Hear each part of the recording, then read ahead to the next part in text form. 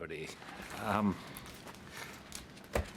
I took, I suppose, the only decision I've taken as the acting chair, which was that we should have our board meeting in the same place as the senior team are.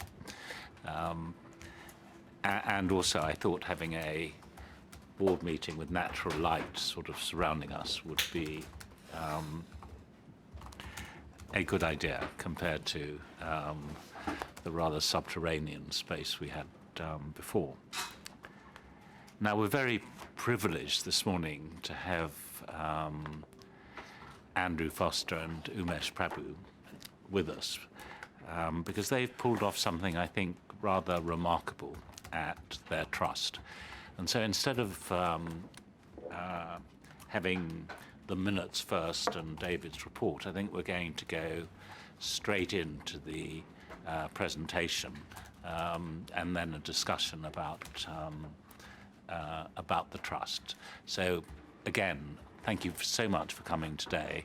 I think all of us do recognise it. You know, it is genuinely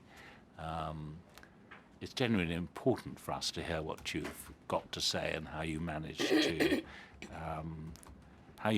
transform the trust. Okay, well, thank you very much. We both feel equally honoured to be here and looking forward to presenting our story and then having some discussion with you. Just by way of introduction, you will see that there are no less than 53 slides here, but I promise you we will go through them very, very rapidly mostly. There will be one or two that we'll linger on. And also, because we're doing it this way, I'm just going to say what slide number we're on, because I think this is being videoed at the same time. So you've got your hard copies, but it's to guide people through. So essentially, this is a story about achieving a certain culture in an organisation. It's a story that goes in two halves. The first half is all just about quality, and then the second half, which is where Dr. Prabhu comes in, is about quality, values-based leadership and staff engagement combined. But it is an unusual organisation in many ways, Wrightington, Wigan and Lee, and it has developed a culture which is, I think, something very admirable. And a first illustration of this came in a case in November last year when we had a 77-year-old lady on the ward who was dying. And she knew she was dying and the staff knew she was dying. And the nurses said to her one morning, they asked her if there was anything they could do for her. And she said, yes, she would like to be able to say goodbye to Bronwyn. But Bronwyn turned out to be a racehorse. Now, the nursing staff could have said, don't be silly, we can't get a horse into our hospital, but they didn't. They thought about it very carefully, they did a risk assessment, and they arranged, and you can see on slide 2, to get the patient wheeled down the hospital corridor into the hospital car park, where the family had brought the horse in a horse box, and then the two met. And you can see on slide 3 one of the most extraordinary pictures in NHS history, and it's extraordinary for two reasons. First, because when the horse saw the lady, it bent down and nuzzled her face. It kissed her. And the other is this photograph, which just happens to be a perfect photograph taken by a rank amateur, but it's the perfect, tells the whole story of going the extra mile, compassionate care, the NHS at its best. And through social media, this went viral and was viewed by over 50 million people. So it's not a bad way to start the story of Wigan, even though it comes towards the end. So talking about the culture of the journey on quality, so slides 4 and 5, it's really about that journey, although the picture on slide 5 is meant to have a beautiful vision of the future, but when I presented it to the Consultants Committee, it said that it just shows that the management can't tell the woods from the trees. Slide 6 is what WWL was like in 2006, and I'm not being rude particularly to WWL, it's what the NHS was like when it came to quality initiatives. Of course, clinicians had quality, but they didn't have systematic quality. They didn't have the idea of quality improvement. And I was astonished to do the leaving presentation for the nurse director, and for the purposes of that, I got hold of her job description, which was from 2006. And can you imagine that there was a nurse director's job description which did not contain the word quality or safety as recently as 2006? So that was the starting point, and then quite rapidly we developed a schematic, the WWL wheel, which you can see on page 7, which I think should appeal particularly strongly to the CQC, because you can see that at the heart of it, it's got our patients, and then it's got safe, effective and caring as being the definition of quality, Around the outside of the wheel there are values, which were constructed in consultation with our staff, and at the bottom is the board's corporate objectives. So in one page, this summarises what we're trying to achieve. And that's been the same for 7 years now, so there's a degree of consistency about what we're trying to do. On slide 8, we have some very important statements, which again, I think very interesting and relevant to the CQC. A lot of people think that NHS managers just care about money and targets, and yes, we do care about money and targets, but in our trust we constantly make the statement that quality is level with those. So you can't do one without the other, you've got to do all three, and then safety trumps everything. So we constantly say to our staff, do not meet a target if it's going to compromise safety, do not save money if it's going to compromise safety. Staff and patient safety beats absolutely everything. And what we want staff to do is to tell us not just when they see something that's gone wrong, but when they see something that might have gone wrong.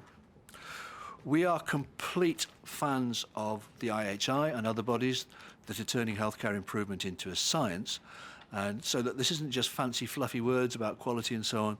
This is hard-nosed, evidence-based, and above all, it's measured. So on slide 9, you can see the trust journey on MRSA. Probably very similar to other trusts, except that we perhaps started it earlier. And one of the big things I'd like to say is that we started this journey in 2007-8, and you can see that in that year the number of MRSAs came down from 39 to 19. One of the big boosts that we got was that we got quick results early on, which began to establish credibility for our quality programme. Slide 10 shows the same story for C. diff. Astonishing that we had as many as 370 cases a year of C. diff quite recently, and that represents one entire ward of patients with C. diff. So there's another important message here, that when you improve quality and safety, you can also reduce cost. So that £1 million or so that we spent in those days dealing with C. diff patients is now spent elsewhere. The other big initiative we had was on mortality reduction, and on slide 11 you'll see our mortality picture. Now, this is not our graph, this is from Dr. Foster, and each of those diamonds represents a year, and you can see that in 2007-8 we had a mortality ratio of 126. That happens to be the same figure as mid-staffs had for the same year.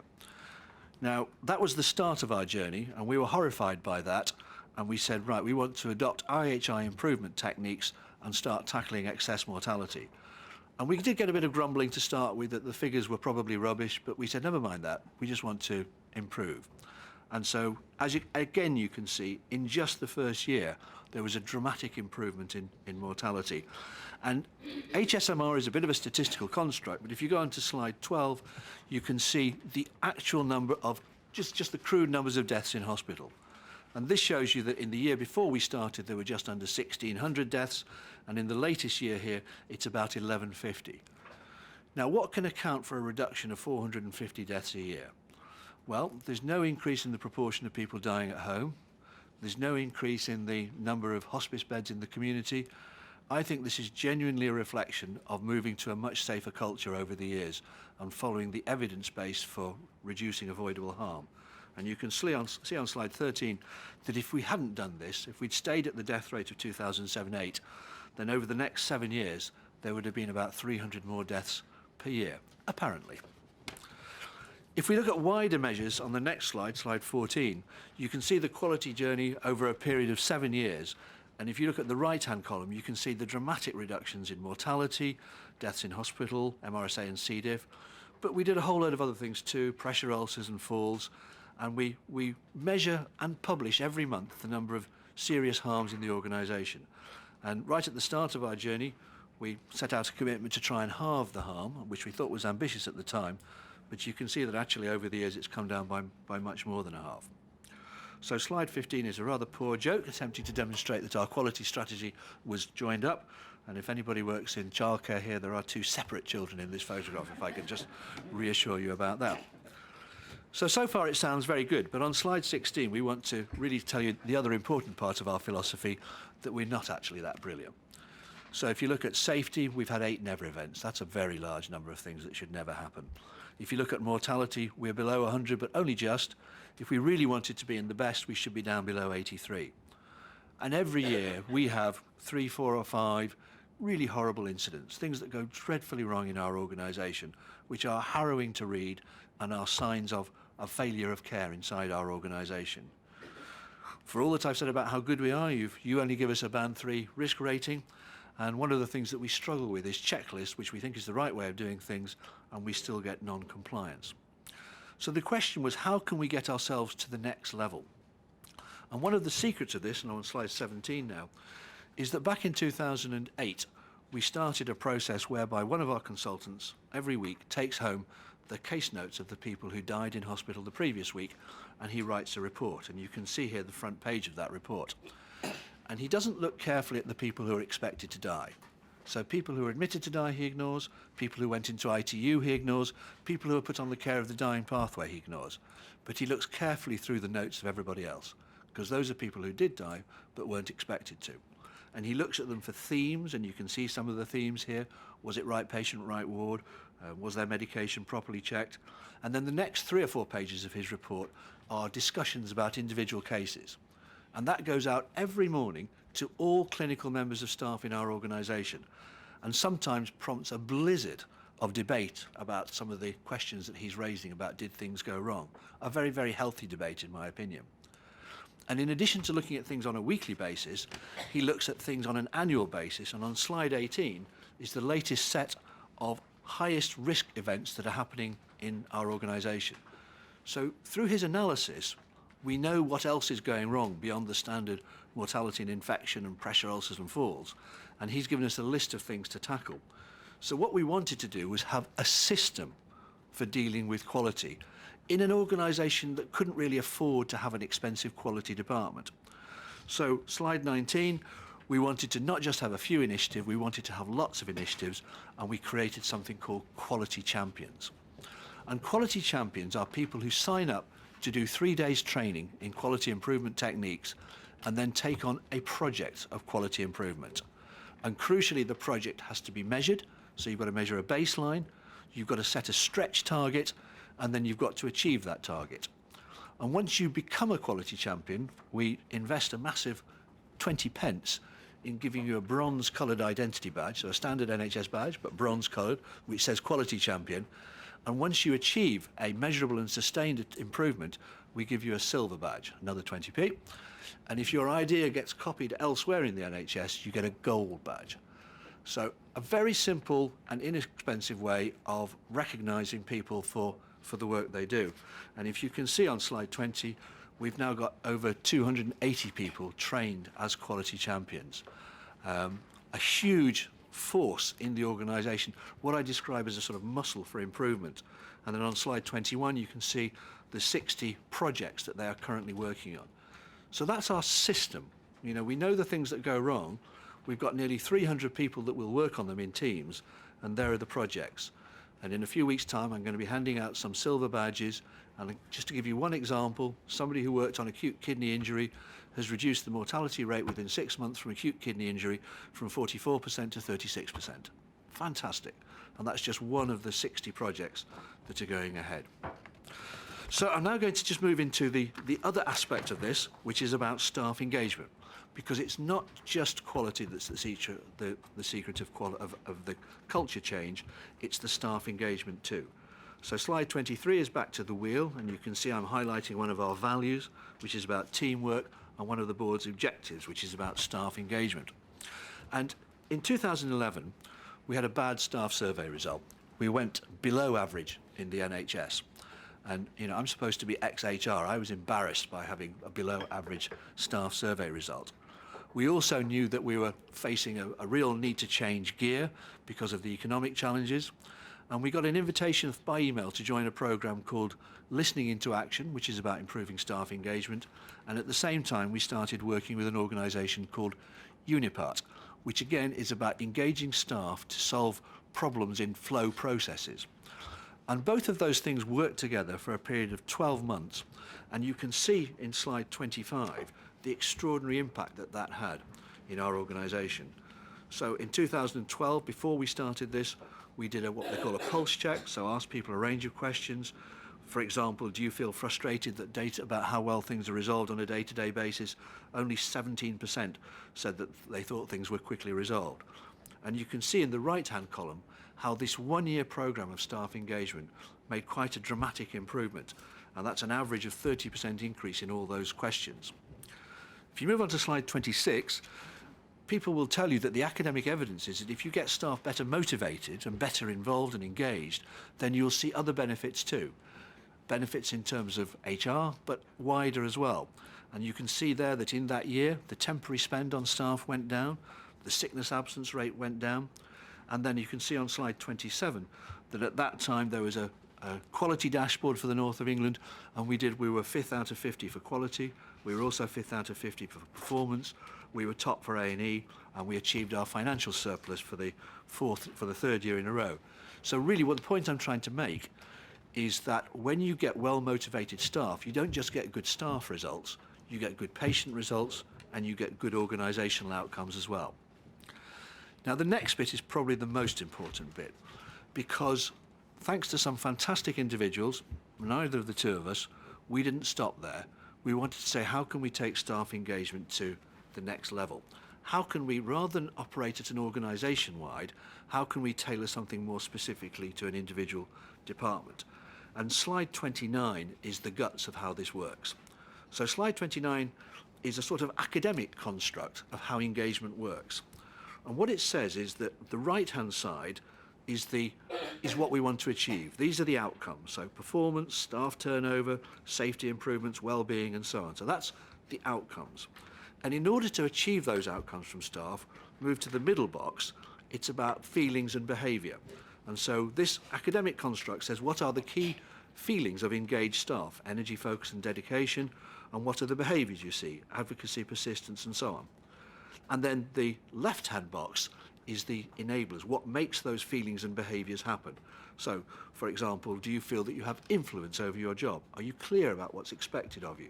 What's the nature of your work relationships? And from being an academic construct, we apply this as a questionnaire to staff. So we say to staff, on a scale of 1 to 5, how much influence do you feel you have over your working life? How clear do you feel about what people expect of you? How good do you think your work relationships are? And so once we've done that, that gives a scorecard both for the whole organisation, but then for individual departments, which we can compare. And if you look at slide 30, you can see the product of this. This is a department, and you can see that the blue scores are within the average range, the red scores are below average, and the green scores are above average. So this now enables us to select from a suite of 8 intervention tools designed by our OD department from the first couple of years, which can now be more tailored to the individual problems. So if the problem is, for example, about staff relationships, then one of the devices is to have an away day and draw up a team charter to describe the behaviours that you like. And there's another of other interventions that are available. And if you could look at slide 31, this is one of the most remarkable examples of how that process has been successful. So Ward 5 was an orthopaedic ward next to Ward 6. Ward 6 was lovely. Everybody wanted to work on Ward 6. The patients were lovely on Ward 6.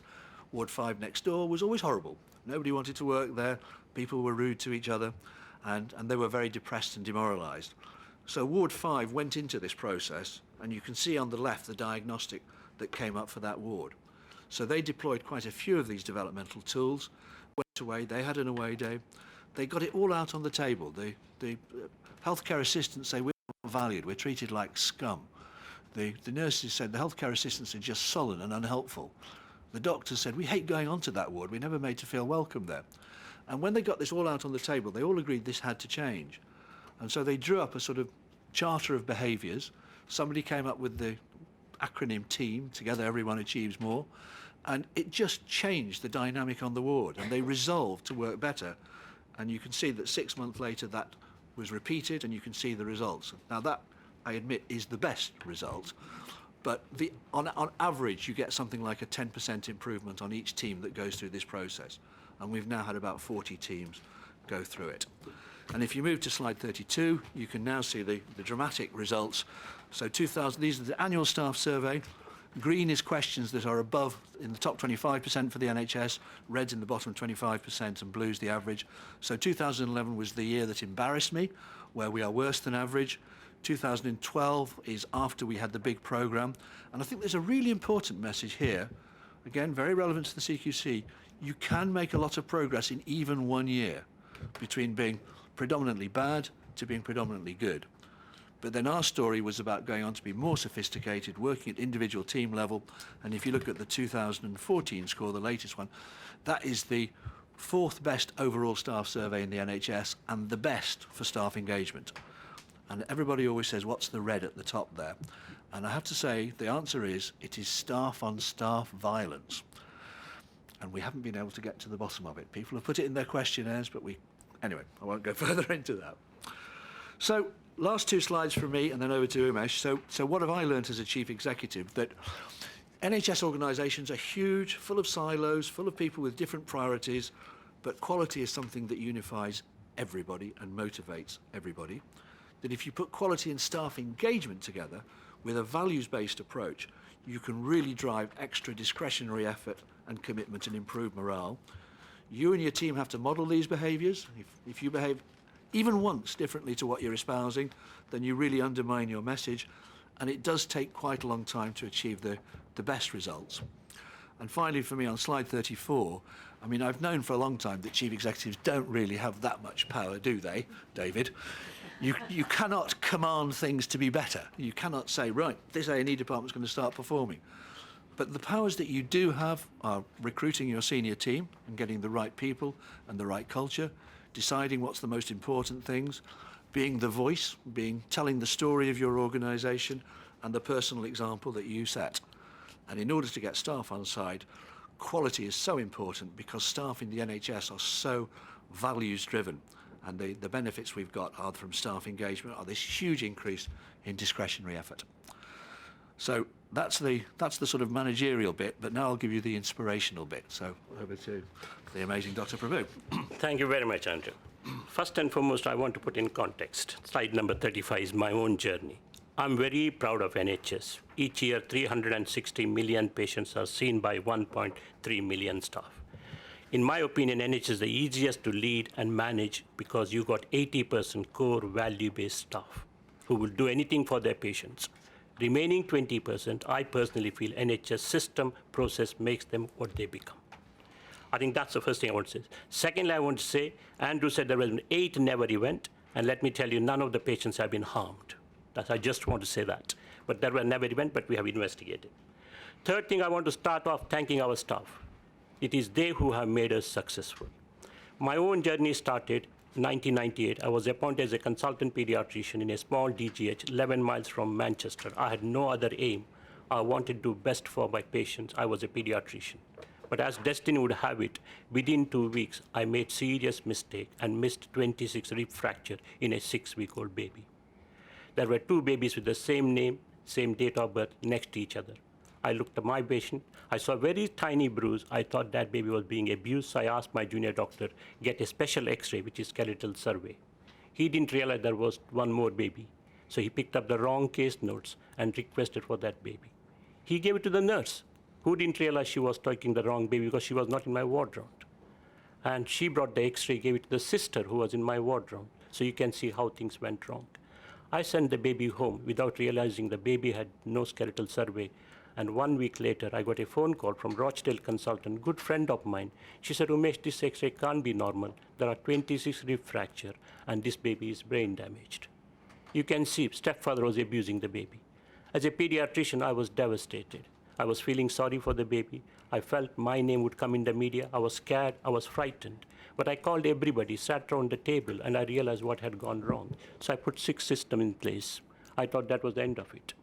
Within 4 weeks, 36-week-old baby died. I didn't make any mistakes. Juniors, nurses made the mistake. 3 things went wrong. And I put system in place, but it affected me. I felt I was unfit to be a doctor, let alone consultant pediatrician in charge of these babies.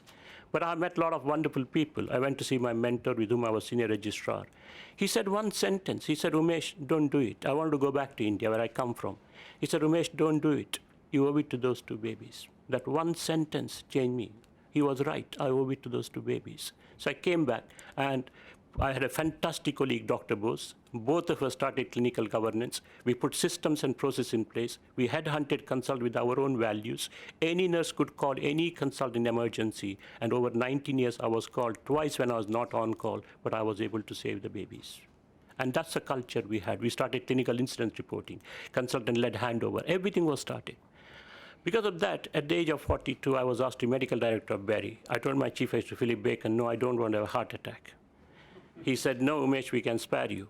But something happened. Somebody challenged me, so I took the job. And I was shocked. 1998 story.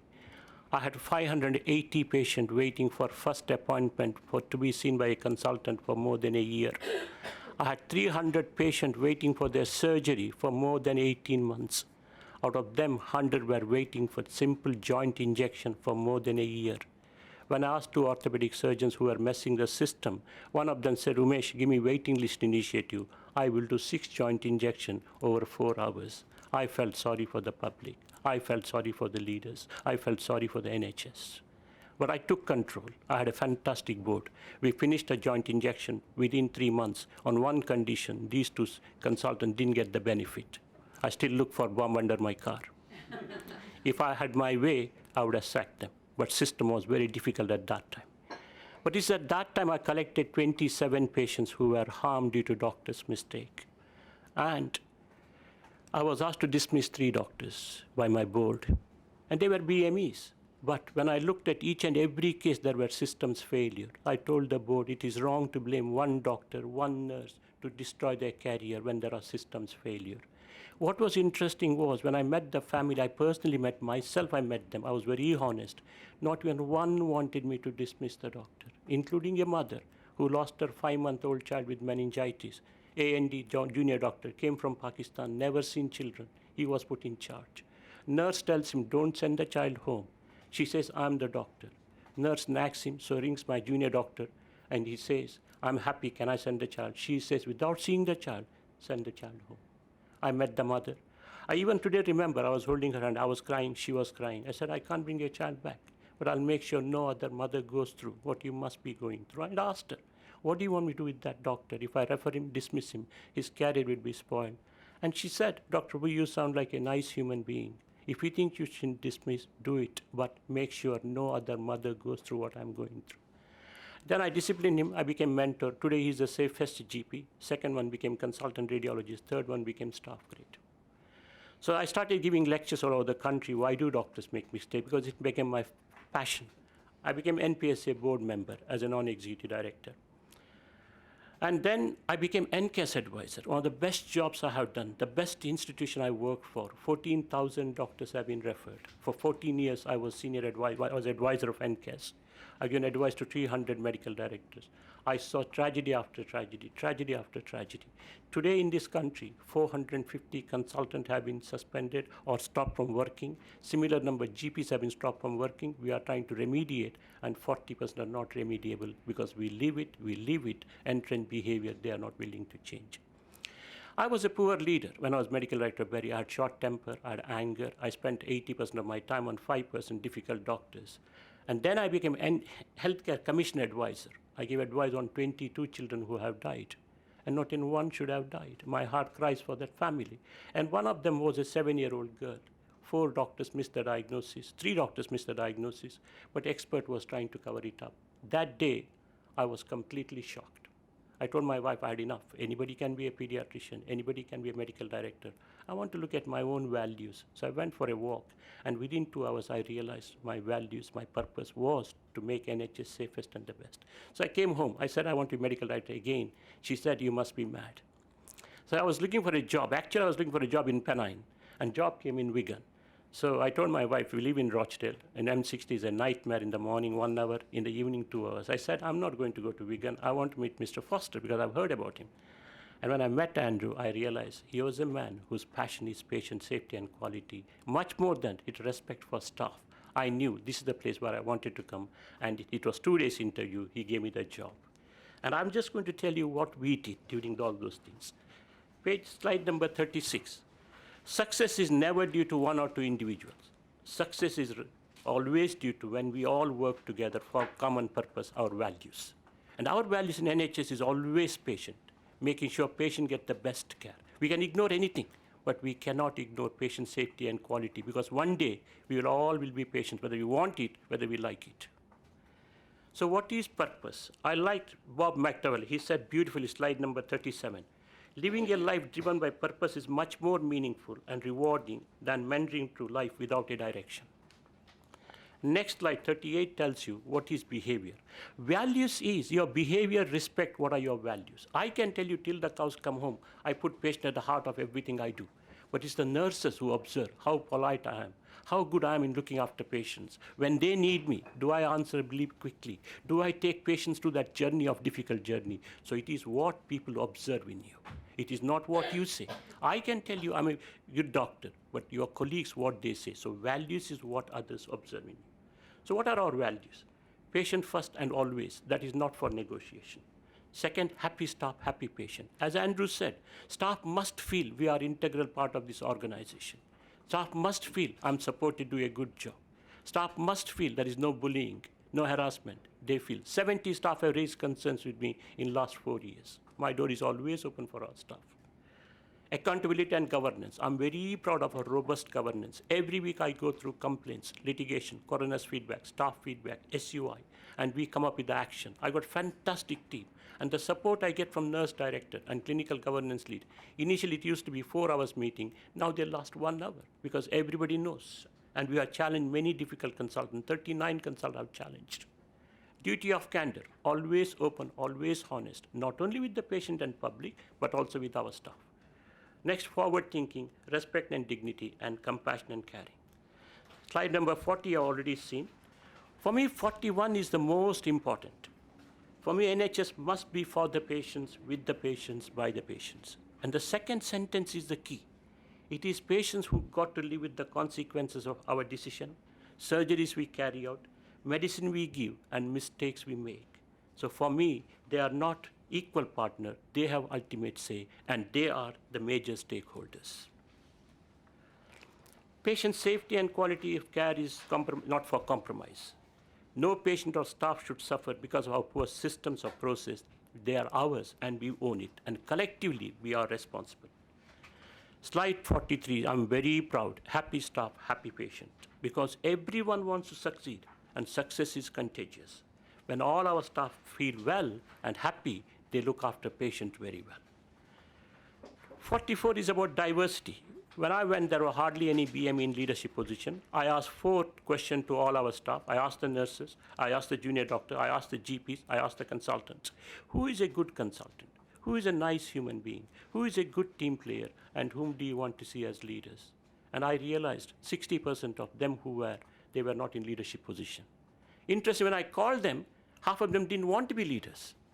That is what shocked me. So I told them, look guys, I'm 58. I can sit in this chair, take my salary, and take my pension in 2 years. You got 20 years. You are letting the patient down. You are letting the staff down. It is they who have made it successful. And today I'm very proud. 28 young consultants want to be clinical directors. 2 of my DMDs want to be medical directors. So diverse people, slide 45, group of people are more innovative than homogeneous group. But we don't appoint diverse people through our values. It's extremely important not to appoint wrong BME leader.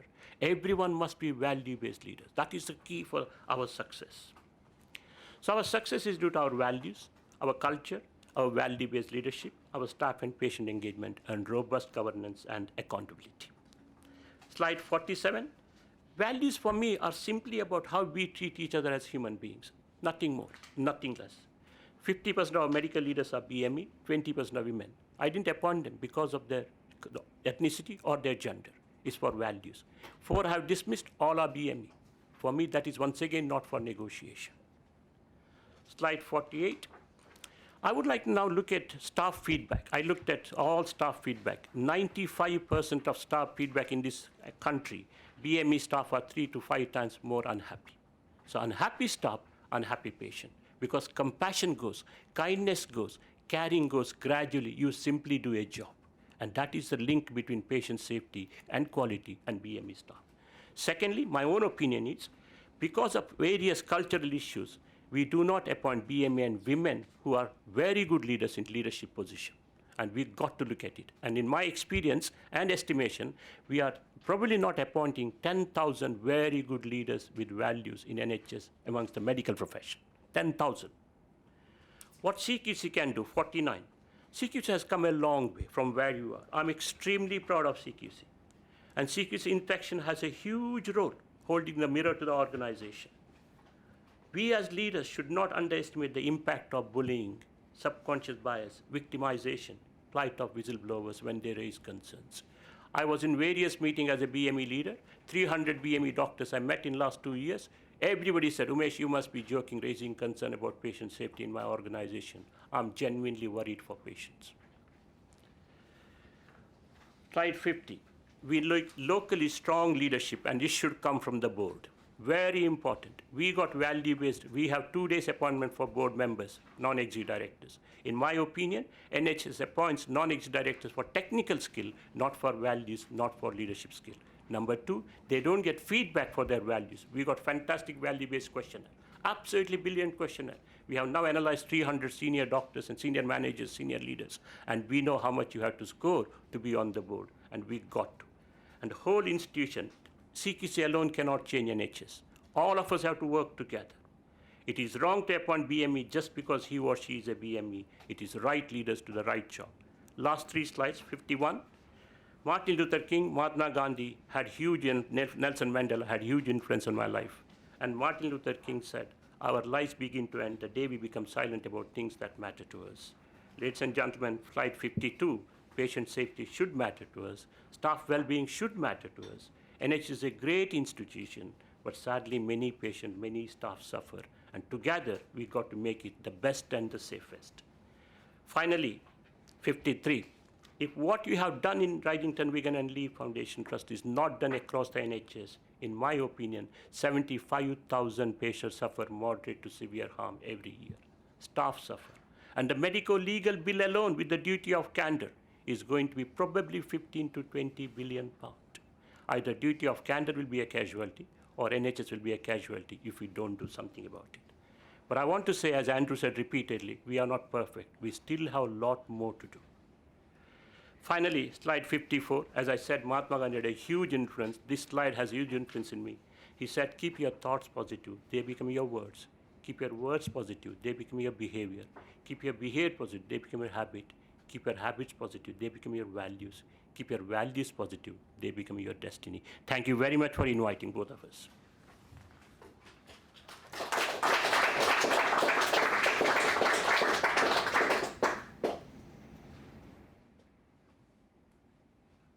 Well, I don't see how anybody can fail to be inspired by what we've heard from Andrew and Umesh, but I'm sure the board has lots of questions, because to pull this off is a huge achievement. So, colleagues, Jennifer. Thanks so much. Very, yes, inspiring and interesting talk. Thank you. So I just want to ask the very obvious question, which is acute trusts are obviously under huge financial pressure, 75% at least in deficit. Can you give some inclination about, does this cost money to do, your journey? How much of it is really being hampered by some of the finances, or really is most of it can be done if it's relating to behaviour and values without being impinged by the deficit issue? For both the 2 main components, I think, of the organisational development approach are the quality champions and the staff engagement tool. In each of those cases, we employ one fairly senior member of staff to run them, and then the rest is based on discretionary effort by the people involved.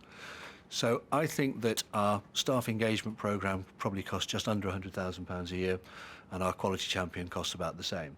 So there's a combined investment of maybe £150,000 a year in an organisation with a turnover of about £265 million.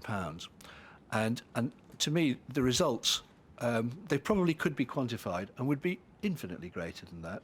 You know, I just gave you one example about acute kidney infection. You know, what's the saving to the NHS by a reduction in the mortality rate, reduction in the length of stay, and that's just one of countless projects. So I think you have to hold your nerve, because there will be a tendency when times are tight to say, let's cut all non-essential expenditure. But to me, this is essential expenditure, because this is where the solution is going to come. And, you know, in dealing with the financial challenges that we all face, the best people to come up with the answers to how we can reduce waste, duplication, save money, are the staff that work on the front line. So you know, staff engagement is the answer to the biggest problem as well. Jennifer, poor quality costs a lot, of human tragedy cost a lot. Let me give you an example. In 2008, we had 46 fractures in the hospital. This year, we had only 8. 8 is too many for me. Please don't get me wrong. But those 46 patients, they stay longer to Trinity. That's the reason why. Number 2, as I said in the beginning, NHS, every NHS institution have got 80% core value-based staff. If your journey is proper, if you make them, inspire them, if you involve them, engage them, they will come up with a solution. Good example. 2 years ago, one of our CIP was saving 2 million by closing the ward. I had 8 emails from consultant nurses. I sent 1 email to Andrew, please don't close the ward. This is coming from consultant. So he sent an email immediately, we are not going to close the ward. But he asked next question, Umesh, where is 2 million is coming? So we all sat around the table and we came with the answer.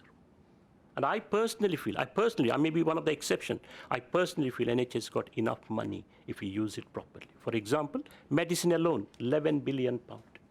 Patient taking medicine home and not using, approximate cost, 750 million pound. I personally feel if you have the right leaders, value-based leaders, working together, not in silos, I think we got enough money. But it needs absolutely value-based leaders. Okay. Yeah, thank you very much for your presentations. They are very inspiring. And you've spoken very sort of powerfully about the importance of staff engagement in delivering safe, high-quality care. You said a bit less about patient engagement, and I just wondered, you know, what your approach to that is or was, and whether the results from patients are as equally as impressive, or is there more work to be done on this, or, yeah. No, I hadn't covered patient engagement, but yes, there is an extremely active programme of patient engagement, and our Trust Board gets a quarterly report about the multiple activities that take place, and and even I'm impressed by the figures. I mean, as I remember last time, the last quarterly report said that in the last 3 months, 8,000 members of the public and patients had been engaged in a variety of activities, ranging from, you know, we have panels of people who look at new documents to say, are they well written from a patient's point of view? We get groups of people to help redesign the emergency care pathway. There are other groups that are sort of on the quality champions. Wherever appropriate, we ask them to get a patient representative onto their project team as well. So it's just that I didn't cover it in the presentation, but yes, there's a lot there. And are your patient survey results particularly good, or and following on from that, do you think there is value in these patient surveys that are done? Yes, I certainly do. I think there's probably a lag effect between what you do with staff and the consequences that you have for patients.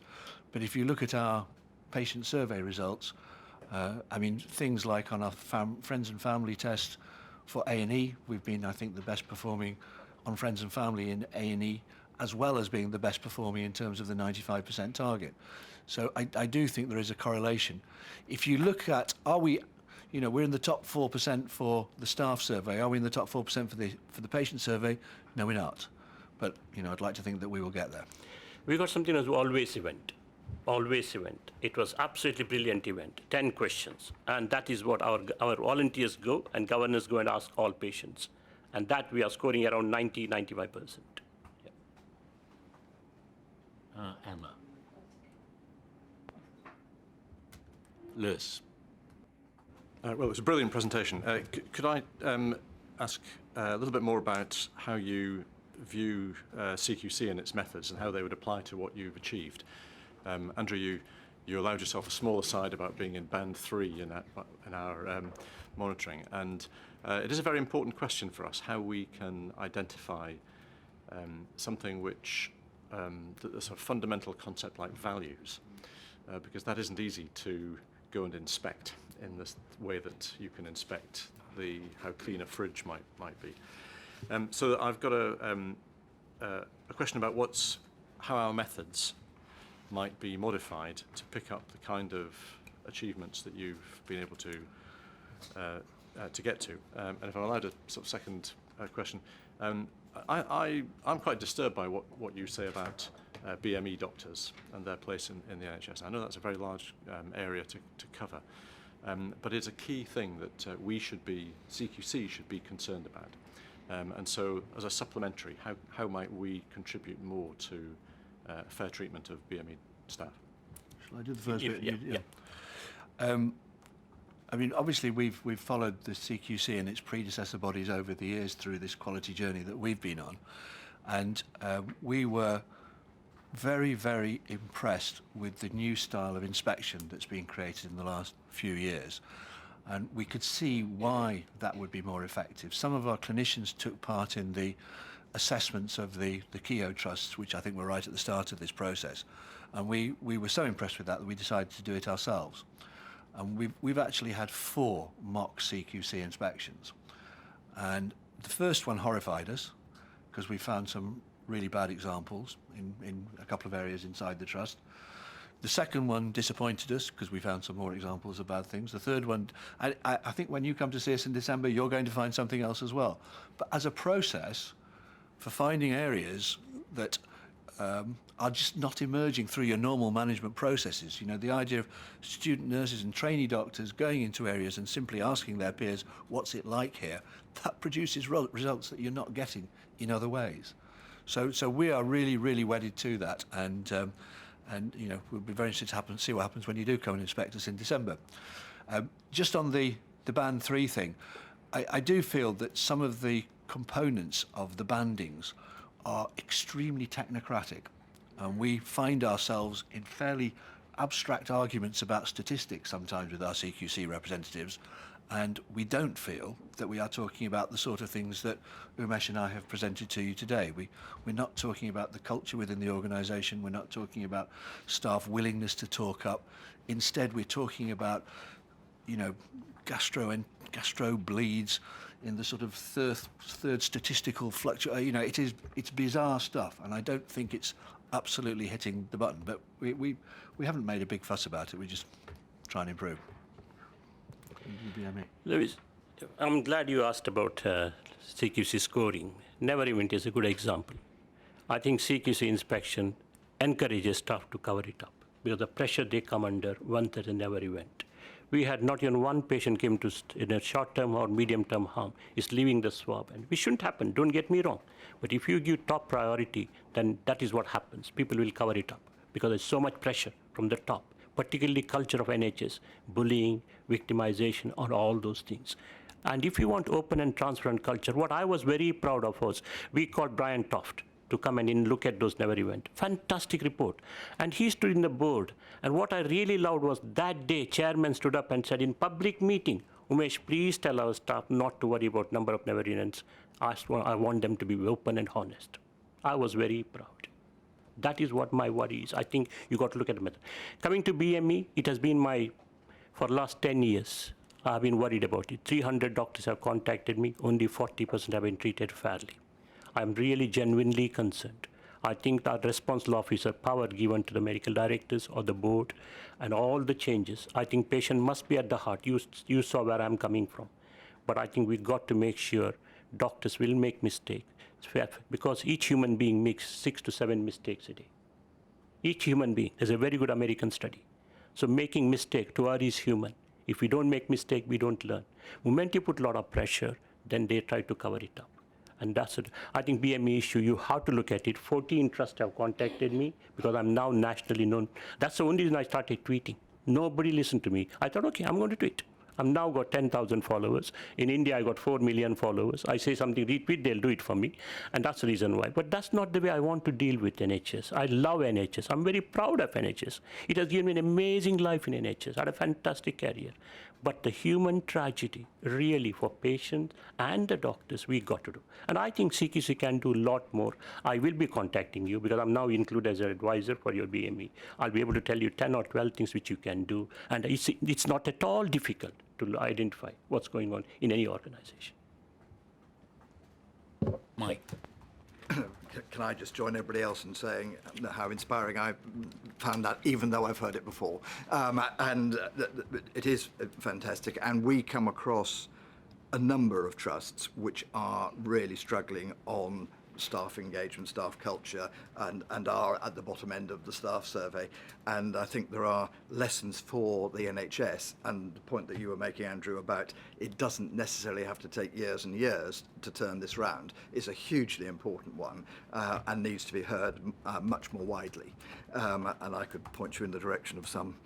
Maybe we'll talk about that later. Can I just sort of come back? First of all, your mock inspections. I think you are probably the record holders in having done 4. We certainly hear of people who've done mock inspections, and absolutely no problem with that, because that is the right thing to do to prepare. But 4 is probably a record. The banding issue, I think Paul may wish to comment.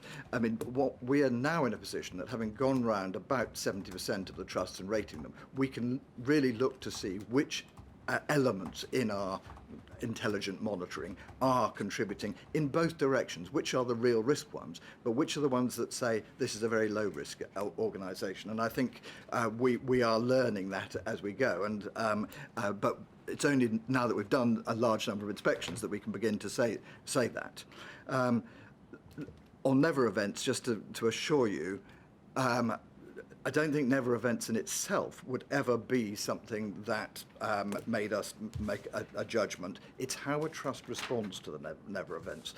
So we use that as a probe. And so, you know, if there are a lot of never events, and if the WHO checklist isn't being used, why not, and what measures is the trust taking to do that? So I think that's a classic example of where it's not just a metric we go by, it's a metric plus the response.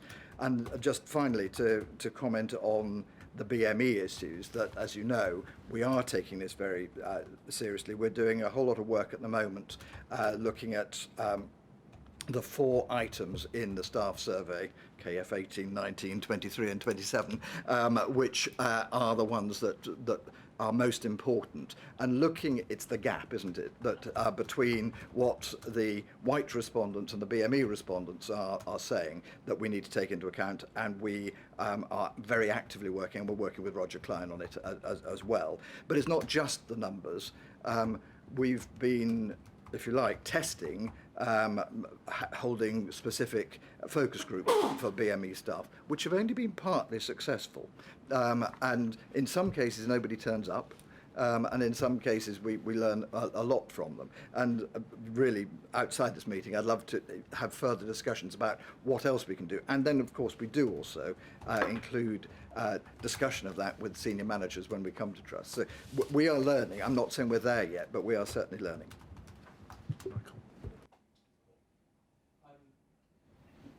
On the intelligent monitoring, question as well.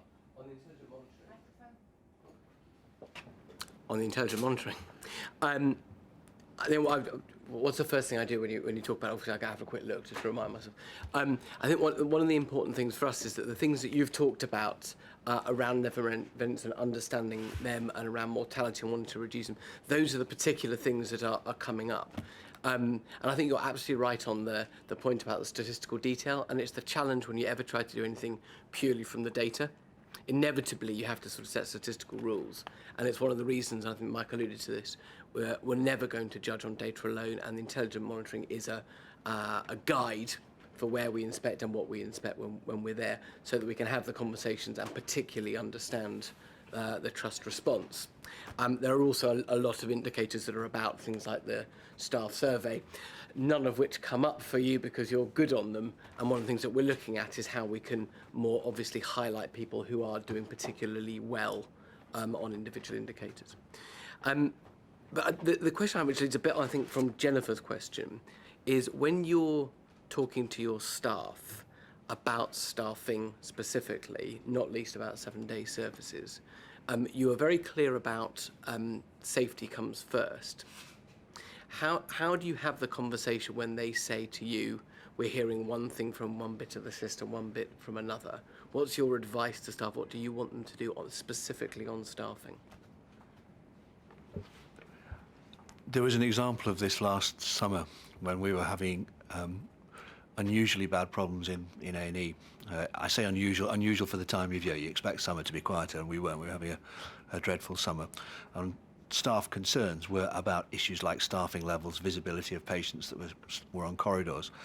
And staff, I think, did feel that they were getting a slightly different message, that one part of the organisation was trying to talk about budgetary discipline and another part of the organisation was talking about quality and safety. So we actually had an event. We got about 30 nursing staff, a few medical staff together in the boardroom with the medical director, director of nursing, myself, and we just got them to talk for about an hour and a half about how they felt about things, and drew up a list of things, assured them with sitting side by side. The finance director was there as well, so that they could see that we were actually aligned in purpose, and then tried to do some of the things in response to the concerns they raised. And of course, these things then get talked about in the organisation. You know, the grapevine is probably much more important than anything else that you put out in writing. So I think you're judged by your actions, really, is probably the main answer to your question. Can I just make two little asides? I am really conscious that organisations that are deemed to be successful can then become victims of their own arrogance. And whilst I've sort of told quite a success story for Wigan, I would be really quite worried about us beginning to believe our own greatness. So actually, your CQC Band 3 risk rating, we've actually used to our advantage. You know, we don't entirely think it's a fair reflection, but it's actually part of continuing to say to the organisation, look, we are still harming people. Look at that mortality rate. Look at this. So I don't see it as being a particular problem. And then just one final point is, yes, we have said that we've got 8 never events in the last 2 years. Now, I'm seconded to an organisation at the moment which is 3 times as big as Wigan, and it's only had 1 never event in the last 2 years. Which organisation is doing worst on never events? I leave it to you to judge. I just want to say one thing, Paul. If you have value-based leaders, critical mass, everything is easy. Because these are all people who put it. Value-based leaders are role models. They put patient at the heart of everything they do. And they take staff with them because they're a good team player. They are self-disciplined, so they don't have any problem in disciplining others. And that's the reason you got 22 clinical directors. I send one email to them. These are the issues with the staffing. They all join together. NHS creates them and us. I always say there is no them and us. We are all in this together. Thank you. I've got a real sense of the journey you've been on and the way that you've engaged and motivated and inspired people, and which I'd call the kind of pull. You pulled the organisation through in that way. But you've also talked about accountability as well, and you've both talked about people that have exited the organisation because they've not got the values that you want to see and that you've talked so eloquently about. And Umesh, you've just referred to this, Andrew, in terms of your A&E story about making it transparent and then the never event. Can you just say a little bit about how you square the pull and motivation around quality? And I think what you were referring to, Umesh, about whether we might be contributing to people covering up, and therefore the difficulty that you've then got accountability. With what you've said about, yours isn't a soft, fluffy philosophy. There's a bottom line in here about accountability for your performance as a professional. Can you just say how you bring those two things together? And you've created that culture where you do have accountability, but you do have that transparency, so you do report 8 never events, and that does become the subject of a discussion that takes place. I think if I give you a technocratic answer first, and then Umesh will, again, no doubt give you some inspiring examples, particularly from the world of medicine. But technocratically, we have defined what the values of our organisation are, and we've defined what we want the behaviours to be. And we now have a process where all senior managers have to go through an annual 360-degree questionnaire of their behaviour against those values. So that is entirely designed to give feedback to people. Are you behaving in the way the organisation wants you to? And, you know, our philosophy is very much hold the mirror up to somebody, get them to change their behaviour first. If that doesn't work, then, you know, we would get rid of people. But in practice, in my entire life as a director, I've only actually got rid of 2 people. Other people may have gone because they felt that they didn't fit, but it's this actual holding people to account. It's exposing them. It's telling them, look, your colleagues say that you are not living this particular value. That's what makes the change. It's that comment about, you know, the standard you live by is the one that you don't walk by. It is holding people to account and making it clear to them. And so that's a systematic answer, but Umesh, I'm sure will give you. David, I become very emotional when I talk about our consultant colleagues and staff in NHS. 80% don't give me any headache. Day in and day out work so hard for the patients. There are some consultants I can't afford their salary. I'll tell you very honestly, these guys are simply amazing. I can repeat name after name in our trust. 20% they become because NHS makes them. We are not very good at holding the mirror early. We leave it. It's like you pass the driving test. You jump orange light, nobody catches. You start jumping red light. 10 years down the line, you genuinely believe that's the way to drive. In Wigan, everybody, I hold the mirror. Anybody can come to see me. I immediately call the concern. 80% of them said, Umesh, it won't happen again. I'm sorry. 80%. And Andrew gets a copy, they get a copy of it. So we know exactly what's going on. One PI consultant whose name repeatedly came when I went, all 5 have been addressed because I got a robust system. And one was, everybody said, this guy technically amazing, but absolutely atrocious to everyone. When I wanted to tackle, no consultant wanted to use their name. So I put system in place. And one day he was so rude to 92-year-old lady, I was shocked. He was called. First time I told him nicely, second time I told him, third time he got now final warning, no more complaints in last 18 months. 6 have gone because I got email about bullying and everything. I told them, look, these are against our values. I'm going to investigate. And 2 of them in front of GMC because I found out what happened after they left. In a good organization, good system, good staff become great. Poor staff either leave or you identify and NHS core values are so good. The moment you hold the mirror with the evidence, what we do is we talk behind their back. We don't hold the mirror. Then we say, everybody says you are rude. How would I feel if somebody tells me, Umesh, everybody says you are rude? I'll be upset. Whereas what I do is, on Wednesday in the meeting, this is how you behave. This has been brought to my attention. I want to have a discussion. And vast majority they realize. And that is what we have done. In last 2 years, no referral to GMC, no rudeness by any doctor. I used to get 16 a year to the patient. And that's what it is. And one good example, Andrew, one day I sent an email to nurse director. It was not rude, but language was, I was upset. Within 5 minutes, Andrew sent me an email. Umesh, would you like to reflect on that email? It's all, none of us are perfect. We are all human beings. The day we think we are perfect, it's time to retire. Well, I don't think any of us can thank you enough this morning. I think the spirit of what we've just heard hopefully is going to infuse the rest of our day, but much beyond that. Sort of a last word from me. I think I've been impressed. I mean, I sat next to Andrew at the dinner last night, and I was looking at the board performance report that the Trust produces. And I think in some ways it's this combination of hard data not escaping what the data says and values.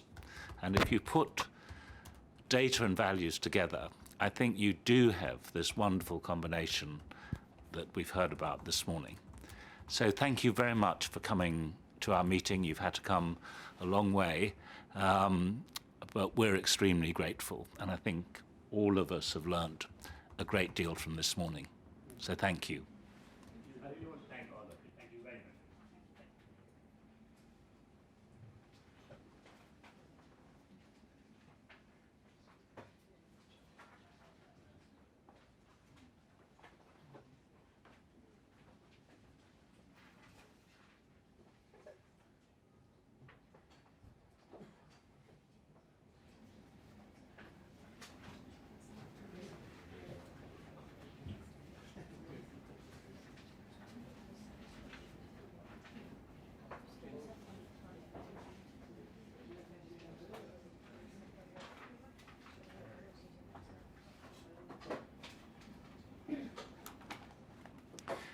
fact, we've lost a couple of board members, but we've now got the least important part of the agenda just to go through, which is, first of all, we do have apologies from Paul Corrigan, and he was really extremely apologetic in his email to me. He was very worried that we might all feel that this was one board meeting too many that he'd missed, but I reassured him that when he is at a board meeting, he is an extremely valuable member of the board. So we've got the minutes of the last board meeting, which was obviously the Frimley Park board meeting, which actually I couldn't go to. Are all colleagues happy with the minutes? Robert, you are. Yes, I think they seem accurate, and it's perhaps slightly more important this time they are, because obviously we didn't televise the meeting. Sorry, yes, they are. They are. It's important they are, because we, for obvious logistical reasons, weren't able to televise the meeting, put it on the web. Well, I'm glad it went very well, because I think we need to. David and I, have already started discussing where we can have our next, as it were, site-based meeting, because I think it sounded from all colleagues that it was a really valuable. It was really valuable to get outside of our building. The next item on the agenda is David's report. Okay. In fact, the presentation from Umesh and Andrew stands in a sense as a benchmark against which we can compare much of the content of this report, which is effectively a report on our performance and an update on a number of key issues. I'm quite happy to be interrupted, Michael, by colleagues if that's what you would like to do. But I'll go through it at some speed. There is attached to this report a performance report which has some of our key metrics in.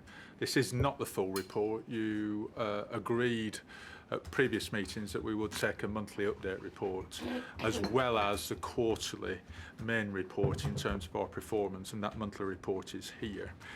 And the key issue to pull out, and it's flagged in the paragraphs on pages 1 and 2 and the top of page 3, is our performance against the number of inspections that we have set to complete by either April 16 or September 16, the end of the rollout of this first phase of inspections. And what's clear from both the graphic and from the reports which are here is that the current trajectory will not see us complete that piece of work. So what the senior team are working on is what action can we take to develop a plan which will see us realistically, not unrealistically, but realistically, put in place measures to actually see that programme of inspection work can be delivered. What I'd like to suggest, Michael and colleagues, is that what we do is let that work take place over this next few weeks and bring back to the October board meeting a report which sets out the work that is in place. A number of colleagues were at the Regulated Governance Committee last night, and it arose as a matter of arising from the debate on adult social care at your previous meeting, and indeed, Lewis, you chaired the conversation around what we've learnt in relation to primary medical services and how we take that forward. I don't want to stifle debate or questions, Michael and colleagues, but actually that work is ongoing, and what I'd like to suggest is we bring that back. The figures speak for themselves, and we have a fuller debate when we've got the concrete actions in place, and we can speak with some authority about what is actually being done as distinct from what is being planned. Perhaps if I just pause there on that issue, because it's a big issue, and it's probably an issue that non-executive directors would want to make comment on. Yes, we did discuss it last night, and I was very kind of struck by the comment that Anna made at the meeting that, what is Plan B? That was her kind of challenge. But that, I think, was around, making sure that we hit the targets, but also make sure that we focus more on organisations that are of concern, so that we do, if you like, inspect it everywhere, but maybe take a much lighter touch at those that we don't have concerns about. And I think that's could be an important kind of decision, really, because if it's lighter than we're currently using, then I think there's some value in that. But I think it's also something we perhaps need to think about to make sure that we do deliver on what we've committed. Perhaps Anna will then explain more. I'll just elaborate and just in case it's helpful. So I was kind of suggesting that we might do something lighter touch, but the reason was not to introduce a lighter touch regime. The reason was that whereas in the hospital arena, I think we are much more confident that we know from the data that we have that we've gone into most of those hospitals which we think are most problematic actually already. We can kind of put our hand on our heart and feel confident about that. So if we didn't complete the programme in hospitals, I think we could probably say that we're confident that those that remain are likely to be less concerned. Now, of course, we could be wrong, but I think we've got better reason for concluding that. In the case of, and we were talking about primary medical services last night, in the case of PMS and the other work that Steve's responsible for, and certainly also I think in the case of social care, our data set is much more limited. But what we were hearing from the PMS team last night was that actually they had the best source of kind of intelligence that they had about where there were problems. They were talking particularly about GP surgeries, was where either they had intelligence from people like the Local Health Watch and others who were in touch with directly with users of the service, or indeed from the first hour of the inspection, that the inspectors were getting pretty astute at kind of picking up the signs and symptoms of problems very quickly in the inspection process. And so I was just saying, well, if that's the case, maybe we could make sure that we've been into everywhere. If that's one of the ways in which we can identify the problem places, that we could make sure that we've been into all of the GP practices for that precious hour, and that we do the more detailed assessment inspection in all of the rest, in all of the ones that are proving looking most problematic, meaning that perhaps at the end of the year, if we haven't got everywhere, we could at least again put our hands on our hearts and say we've been to the ones which are most problematic. So it's less a light touch inspection regime and more if you could tell us if you could work out what the best indicators are where we don't have good data of where the problems are, so that we could all be confident that if we don't go everywhere, we've gone to the places that we truly believe are the most problematic. So I wasn't suggesting that's the only solution, or indeed even the right one in relation to GP practices. I'm just saying that we probably need some other ways to give ourselves confidence that we've been to the most problematic locations. Thank you, Anna.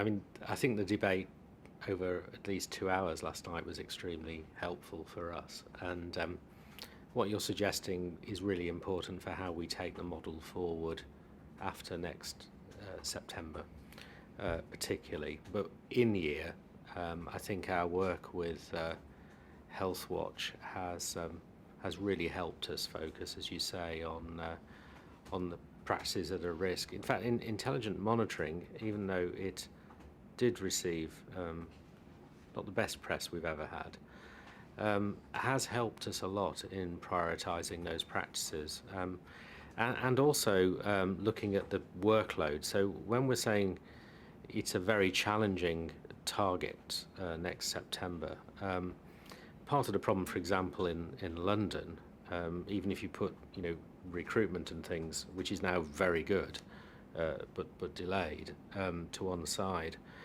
you're looking at a lot of practices in London, which we are very worried about. The problem with that is that you then end up with even more days of re-inspection and enforcement. And I was shocked at how bad a small percentage of practices that we found are, some of which we have no intelligence from the CCGs and the area teams before we go in. We're still finding a few which are a great surprise. If you look at the 63, 64 special measures practices, that means there's at least 315,000 patients who are not getting care that any of us around this table would expect. And so the level of enforcement, particularly in London, has been very, very high. So we're doing exactly what you're suggesting and looking at the risk and prioritising those, but there are still surprises. So I think you're absolutely right to say, and it's probably the same in social care, that the inspection is so important. And I think the more mature model after September will look more at how we get more of that evidence to make judgments about what the interval of inspection is, and that's the whole aim of working through the strategy. Just one. So I absolutely understand that. I think all and to revert to the fundamental, I think it is just. I mean, David said in the meeting last night, in a very impassioned and appropriate way, that he was determined that we would hit the target that we have set ourselves. And so what I'm suggesting in no way should deter us from that. But I think the board also need to know that when you come back to us in October, if there is any risk, and that it is quite high risk that we are not going to hit that target in one or all three of the sectors, we do need you to be able to tell us what the plan would be. And I think the fundamental point that I wanted to make was that the plan B for me needs to be to give us confidence that we have that by whatever means. We truly believe that we have gone to those places which are most problematic. Now, for you to tell us how that happens and whether or not you've got the right data or whether you need to use other tools, but it might mean flexing the approach slightly in the last part of the year in order to make sure we do. That's all I was really, that's the fundamental. So if I could just add to that, Michael. So last night, after we'd had the board dinner, in the sad way that I conduct my life, I got my iPad out on the train home and started doing the emails, of which was an email from an inspector saying, I am confused about what I am expected to do. Please will you, in your next message, set out what it is that we're expected to do in relation to this. I thought their presentation from Umesh and Andrew really nailed this issue of how you combine money, quality and targets, and they are of a level, and it is safety which trumps all of those things. I thought it was wonderfully well presented in its simplicity, and somehow we've lost that combination of those things in the way that we've had an internal conversation about this. What I tried to say yesterday evening, and the opportunity to repeat it again, and I'll try and set this out in the message to all staff on Friday, is what we'll do in October is bring forward a plan which demonstrates what can be done to achieve the target. I think that picks up on the point that you were making. And in the light of the number of staff that we've got, that's the next item on this agenda, the recruitment process, and in light of the number of safeguarding referrals, the number of concerns that get investigated, the amount of enforcement activity, whether we've got the resources that can actually meet the volume of work that's coming in, and we'll set that out. And I think the issues then about Plan B, Anna, come out of that, and what we've got is a trajectory which isn't an extrapolation of a straight line of current performance, but takes into account current activity and the run rate of that current activity and the change in dynamic. So that's what I would hope to bring to the, well, not hope, that is what we will bring to the board to the next meeting of October, that will set that out. And I think the executive team's challenge, our challenge, collective challenge, is to set that as clearly as we can. For you at the board meeting to scrutinise and challenge us on that, and for us to engage the staff in the way that we've heard earlier about this is our purpose, this is what we are here to do, and this is how we actually should actually be delivering that purpose. So that's what we've got to try and set out clearly and bring to the board for you to challenge. So I'm not looking to avoid a debate, rather let's set that out and scrutinise the plan that we've got to deliver against what we've set out to do. Yeah, that's what we'll do. I think just one point from me. I think what David and the executive team brings back in October is going to be important. But I also think beyond October, we probably need to have a more fundamental think about how we operate. David mentioned to me that in adult social care, for example, an inspector probably makes one visit or does one inspection a month. Now, of course, there's so much else for them to do, but it does mean the, as it were, frontline time of an inspector is very limited. Yesterday, I went on a part of the unannounced inspection of Guy's and St Thomas's, and the inspector I was with said, you know, it's often 6 weeks between inspections, and the time that she spends during the 6 weeks is writing up the reports, you know, various other kinds of work. And whether we can change this balance between our inspectors on the front line and our inspectors sort of, you know, back at home or in the office, I think is a fundamental question for us. I don't expect, you know, that can be answered in October, but I do think it's a question we need to think about beyond October, because we are going to be facing this productivity challenge, and part of the challenge, I think, is this balance between time on the front line and time on administrative, the administrative side of work, report writing, and so on.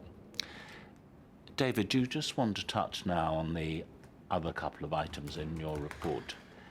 Thank you, Michael. So the performance of the recruitment team in HR on recruitment is set out in paragraph 2 and speaks for itself.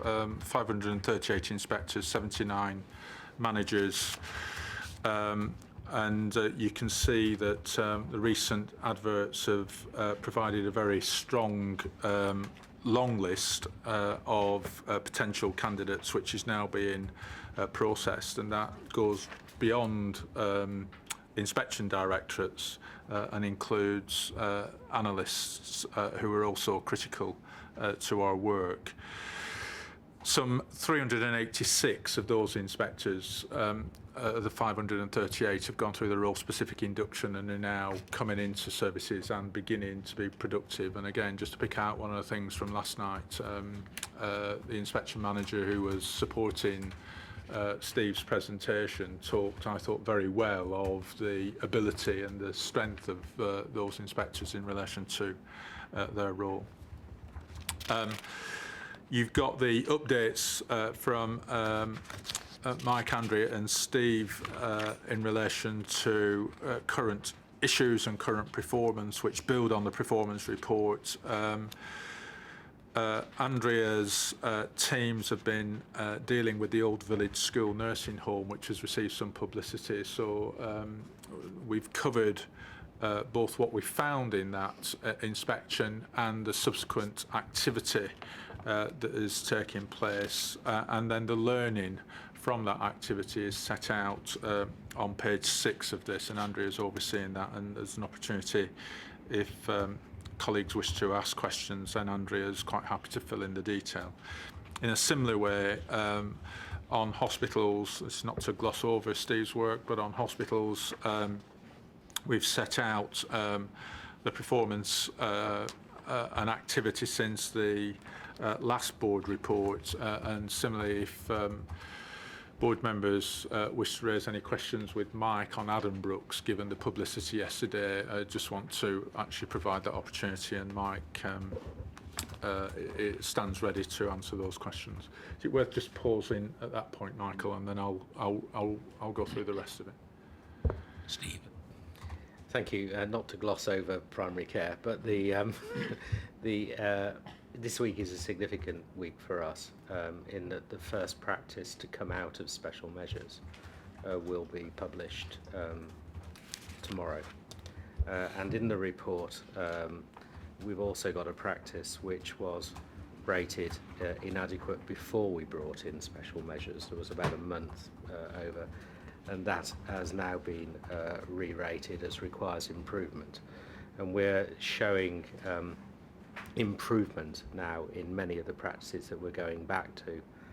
Sadly, as we are inspecting special measures practices, we are finding some which aren't, and their reports will be out in 3 or 4 weeks' time. But tomorrow's announcement is a significant one for us as a board, because it does show that special measures for us in general practice, just like in hospital, is not meant to be punitive. It's actually to say these practices need extra support, and if they get that, then they have a chance to improve. Okay. Yeah, I mean, just following on from that, and for the Addenbrooke's situation, I mean, there was a lot in the media yesterday, and some of it was thoughtful and constructive, but also I think it really missed the point of special measures, because special measures is actually there to support organisations. It's not, as Steve says, it's not punitive, and it just feels such an important message to get out there for CQC, but also for staff and the public, that you know, that special measures is actually can be a very positive thing, and it's not a sort of punitive thing that some people portray it as, and actually is quite supportive. On Addenbrooke's, Mike, there are so many things that the report and the coverage of it raised, but just a couple to highlight.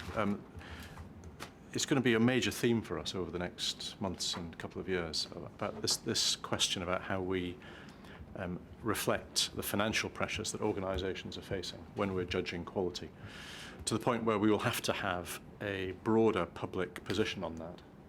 Which it can't just come up when we have to talk about a particular inspection. And we will have to show a sensitivity to the pressures that trusts, clinical staff face because of money, and yet at the same time make clear what we are giving priority to, which is the safety of patients, quality of care, and so on. And getting that right, pitching that right without looking like we've adopted a sort of hardline position, I think will be absolutely crucial. I thought you did very well in doing that, actually, Mike. There is a second issue, which is about how serious is a safety problem unless we demonstrate actual harm. It's the sort of frayed tightrope phenomenon. You know, if you see a frayed tightrope, you can reasonably assume that that's going to soon lead to serious harm. But not everything is as straightforward as that. And there is therefore a need to explain why we are so concerned about what sometimes sound like process measures, but actually are likely to, at some point, lead to harm. They are the frayed tightrope, whether people recognise that or not. And then my third point is about learning across the NHS.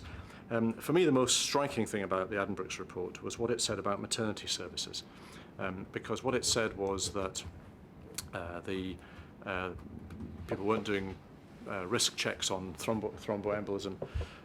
There was a failure of monitoring of heart rates, fetal heart rates. There was a problem with getting senior staff to check on important signs like heart viability. And then, of course, there's this extraordinary thing about nitrous oxide having been allowed at dangerous levels for the previous 2 years. I didn't see very many of the comments referring to this part of the report. The reason that was so concerning was that it sounded just a little bit too like what happened in Furness General for my liking. It's not the same, but there were some elements of it which sounded like the early stages, the lack of risk prediction, the lack of close assessment. And coming so soon after we've seen the report from Bill Kirkup on Morecambe Bay, there is a serious question here about how some of the findings from those kind of inquiries, or for that matter from individual high-profile reports, are then played out across the system.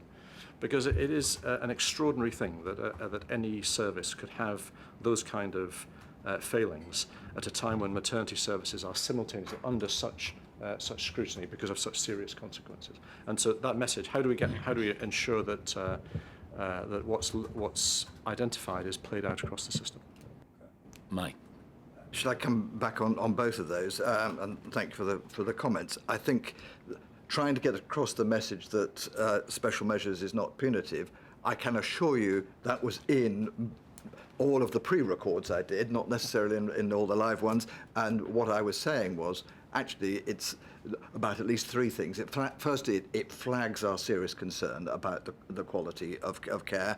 Secondly, it indicates that we think that they need support to turn this round, that the current leadership as it was not going to be able to do that within a reasonable time.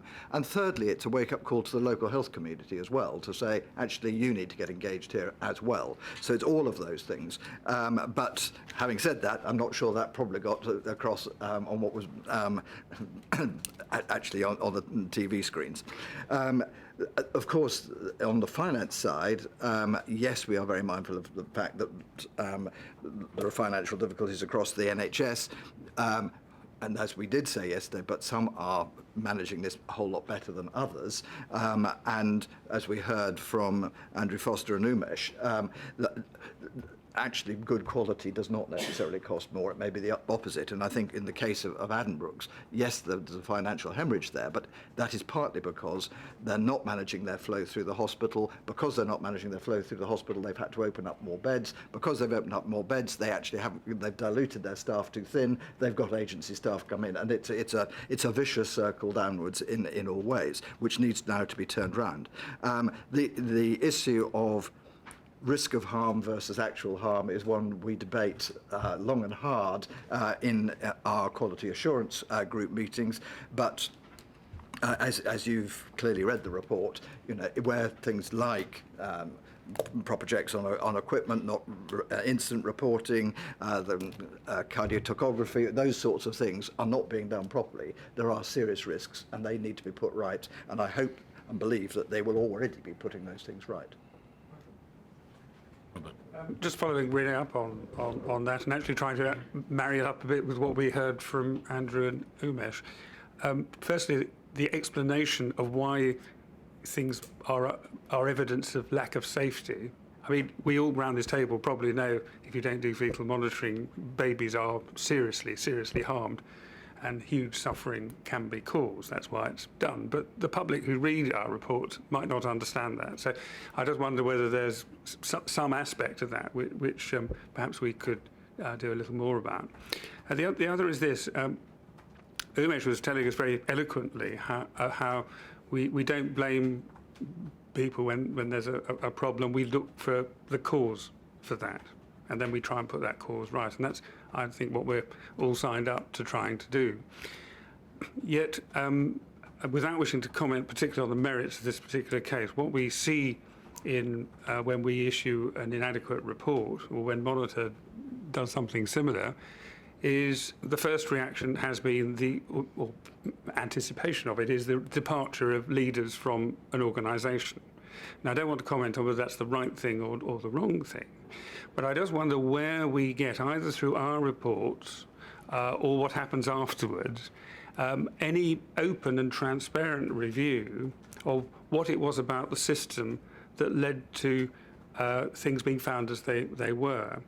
Now, you've explained there, Mike, some of the reasons around the staffing, for instance, but actually what I'm getting at is where we have discovered deficiencies in leadership, for instance, we quite properly, what we do is we go and we look at the outcome of that, and we diagnose that that's means that the place hasn't been well led. But I wonder where in the system anyone seeks to explain why that's happened, so that we don't keep on repeating failure, because we have a system in which chief executives are still leaving at the rate every 2 years. And as long as that happens, it's very difficult to see how the culture of fear that Umesh and Andrew have abolished will ever to go. So I just wonder whether we need, perhaps with our partners and stakeholders in this field, to look at a little more about how we seek to explain openly, rather than just someone goes, someone else comes in, everything's going to be all right. Sometimes it is. What it was about the system that caused things to occur. Because it's never just the chief executive, it's never just the money, it's never just the medical director. There's a lot more to it than that. And until we understand those things, it's going to be quite difficult for lots of people in the system to put them right. I think you're absolutely right about that. I think we get much closer to that diagnosis of why than we ever have before with previous inspection systems. And I think the advantage of looking at a whole trust at one go with a large team and looking at different areas, and also obviously meeting with the senior staff and interviewing them, but also listening to other members of staff, does help us to get to that. Coming to a confident diagnosis that we can say, and this is the sequence of events that's led to it, I don't think our methodology allows for that. But we do, of course, then put together what we know about the trust, which comes in our report, with what Monitor or TDA have been finding over time. And I think our experience with the Special Measures Trusts is now helping us to understand what the factors are for success at coming out of special measures or not, so that we can collectively act much more quickly. And one of the clear factors that's already come out is whether a trust does accept what we have found or goes on denying it. If they deny it, that is undoubtedly a factor for not making progress quickly. So we do know that, and so we do have obviously intensive discussions with Monitor and TDA about what is needed to put things right. Paul. To add to what Mike said in response to Robert's question, it's at two levels. So there's the what deeper diagnosis happens following our intervention, as it were. As Mike says, that's increasingly where Monitor and TDA are going as they morph into NHS improvement. And there is that a predictor of how quickly people come out, how quickly they understand what the underlying challenges are and sort of get round to the solutions of that. But there's also the overall system level. What are the repeated factors and what's making a difference? So one of the things that's come out of the 5-year forward view, because it's now sort of a year or so old, is a series of sub-boards in the governance way of it, that are looking at the big issue. One of them is information, just for example, workforce is another, but one that's just being created that the 7 now chief executives all have a seat on is the leadership development quality improvement side. Now that's just starting, but I think a test of its success will be its ability to understand what are the actions that need to be taken nationally in support of the individual problems that get diagnosed locally. So I think there is this two-tier approach to improving leadership and leadership development and quality improvement, which are two sides of the same coin. Anna. So just pursuing that a bit more, as sort of a dimension of Robert's question, which I think it's important we have a narrative about, which is the discussion that is going on out in the world at the moment about the number of about the movement of chief execs. And the relative difficulty of recruiting people into those roles going forward. And there's a bit of that narrative which is something about the contribution that we, because of our approach to the inspection regime, are making to that being the case. And I don't think, I'm not necessarily looking for an answer right now, but I just think it's that there's, I think embedded in your question, Robert, in a way, is an important thing for us to understand is whether we are having the right impacts on senior leadership in their response to our inspection findings, or some perverse consequences, which are adding to the problem of movement of chief execs and others around the system. And I mean, that's a really difficult thing to get at, but it's an important thing for us as an organisation to be able to comment on with some confidence. Now, some of the solutions will undoubtedly lie not in our hands, but in the hands of the group you've just described, which is, I'm sure, will be helpful and able to make a contribution across the piece, because it's not just what we do, it's also what Monitor and TDA and others do, and NHSE in particular. But I just think for us to have a narrative about the impact that we're having and how confident we are about the impact that we're having on chief exec movement is an important thing. Good. I think we should, David, unless there's anything else that... Just two things about the Sorry, I was just going to make a quick point. I was really interested in how the trust we've just heard from had its own self-diagnostic, and much more powerful than having somebody externally tell you what they think is for you to self-reflect and understand that. So this group that's forming, wouldn't it be good if they kind of developed a self-diagnostic that we could all agree on? Because there's tons known about what makes for success or not. In the academic literature, there's been masses written, both here and abroad. And there is some sort of self-assessment that we could possibly use ourselves in the future. Can I just comment on that? Because we do now ask in our provider information requests for trusts to do an assessment using our 5 key questions and against their core services. What is interesting is which trusts get it very close to what we then find, and they are therefore in tune with both our system and what's going on in their organisation, and which get it substantially wrong.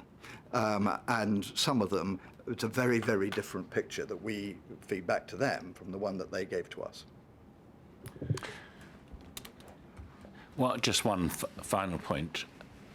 I think one of the members of the leadership work stream that Paul mentioned is Katrina Percy, who was at our CEO and chair feedback session that David, Mike, Paul and myself attended a couple of weeks ago. I saw her a couple of days ago, and the first thing she is doing is going to Wrightington, Wigan and Lee to understand how you can make this very large change in staff attitudes and value, commitment to values so quickly. So I thought that was a very encouraging sign. I think also, to take Jennifer's point, the fact that this trust, that Andrew and Umesh's trust, have now carried out 4 inspections, and if you read the inspections, they are so much like our own. There is no question they're modelling what they do on what we do, and I think that's, in a way, if we're thinking about our impact, which we have to worry about the whole time, this particular example of the way they inspect themselves, I think is an excellent example of how we have impact that we don't even begin to measure. I think we can now move on to 2 other topics that are on the agenda and to some extent fit with the themes that we've been discussing today. Fit and proper persons and the duty of candour. And I think if we take fit and proper persons or fit and proper people, I'm not quite sure what the right plural is. I think Paul and Mike, you're going to just... So Mike's going to do fit and proper person, and I'll do duty of candour, but do you want to... Can I just do one thing? Just for the record, can I mention the staff survey? And I don't want to gloss over it, but that's not an invitation for anybody else to speak. So in the context of Andrew and Umesh's presentation, we are today publishing publicly our staff survey. this is being circulated this week to every directorate in quite fine detail about what directorate and team scores are coming through. I'm not going to go and present it, Michael, because of the urgency around time, and we've got other guests waiting to come and join us today. But there is some very good news in this staff survey of continued improvement.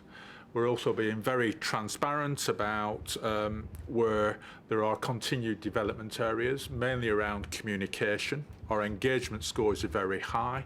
We need to understand better why we've got improved staff engagement and we've got poorer communication going on in the organisation, and we need to understand that through debate with our staff. Explaining change is not something that we do very well, and we need to investigate further.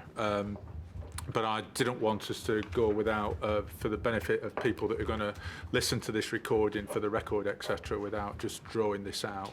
We'll bring it to the Regulatory Governance Committee in October for a fuller challenge by the non-executive directors, and there'll be work taken forward over October and November about how we respond to this based on conversations with staff across the organisation. Sorry. Thank you, David. Mike. Thank you, Chairman. On the fit and proper person regulation, I'll talk largely about how it is working in NHS trusts and foundation trusts, because the regulation came in November 2014 there, and it's only come in for other providers from April 2015, now applies to all organisations that we regulate. I think the first and most important thing is to remind board members that the onus is actually on the trusts themselves to ensure that their directors are fit and proper people, and our task is to assess whether they are doing that. And we do that in two ways. Firstly, through our inspection programme, our comprehensive inspection programme, and secondly, by responding to concerns. So now, in our inspection programme, we always look at a sample of the HR files of directors of the trusts. We check to see whether they have had DBS checks, for example, whether they've actually taken out references. And we also interview the HR director, and with that also adds some questions in for the CEO and the chair about how they are ensuring that their own directors are fit and proper people. And I think at the start, back in November, December time, when we started doing this, there were quite a lot of trusts where their processes were not that good. And I think as time has gone on, we have seen improvements in the processes that trusts are going through. But the second part, and the bit that's probably caused us more work, is responding to concerns. And we have a panel which either I or one of my Deputy Chief Inspectors, Ellen Armistead, chairs, with Rebecca Lloyd-Jones and Amanda Halliwell as the sort of continuity people on this panel, where we go through any concerns that are raised with us. We've had a total of 68 individuals named by people outside the organisation who are these fit and proper people. A lot of them are historic, sort of more than 2 years ago, the large majority, but some are more recent. The process we then go through is to say, is the person currently a director in the NHS in England, because that's the people to whom the regulation applies. And so there have been some, I think it's about 22 of the 68, where that was not the case, so we can't take it any further because they're not actually subject to the regulation. Then the second question we ask is there reasonable supporting evidence of serious mismanagement or misconduct? And so has the person who's raising the concern given us that, which could come, for example, through an employment tribunal report or some other report that they are aware of, so that we can say, yes, there is something that we need to follow up on here. We then contact the individual technically to seek their permission to go to the trust. Even if they didn't give permission, we then can get past that. We then would contact the trust and ask the trust to respond. The trust, if we're not happy with the response that the trust gives. If we don't think it's in sufficient detail, we can ask them to go back and look into this in more detail, and we have done that. And in some cases, trusts have initiated independent investigations, brought outside people in to look at their processes and to look at whether particular individuals may be fit and proper. It's very difficult to assess impact with this whole regulation. I think we can say that trusts are now taking this seriously. We see that through the inspection programme. I think we believe that we are almost certainly having a deterrent effect through having this regulation. It may deter people from applying for jobs. How would we know that that's happening? It's very, very difficult to know that. It certainly may deter trusts from employing people who would not be fit and proper. There may also be occasions where people have left posts that are director posts in order to be in posts that are not subject to the fit and proper person regulation. But it is difficult for us to assess that impact. I can say to you, I think it has had an impact, but so can the head of MI5 or MI6 say they think they've stopped terrorist attacks. How would we actually know? But we do or do not believe them on that. So I think that's by way of introduction, but very happy to take questions. Robert. It strikes me that one of the issues about this regulation and its implementation is actually around the conflict, understandable conflict, but it's almost incapable of resolution between the needs of confidentiality, which is very almost explicit in what you've just said, Mike, and the need for explanation to the public of what is going on, what the basis for decisions is, what the standard of, for instance, serious misconduct or serious mismanagement is, and how we know that whatever the standard is being applied consistently around trusts. And when I say we, not only the CQC, but the public. And because inevitably any decision that's made is likely not to be agreed with by everybody, there will be fulmination from one source or the other. And I just wonder whether we need to keep, well, I do think we probably need to keep under review how we and everyone else is able to explain to the public what is actually happening. And again, we absolutely recognise that challenge.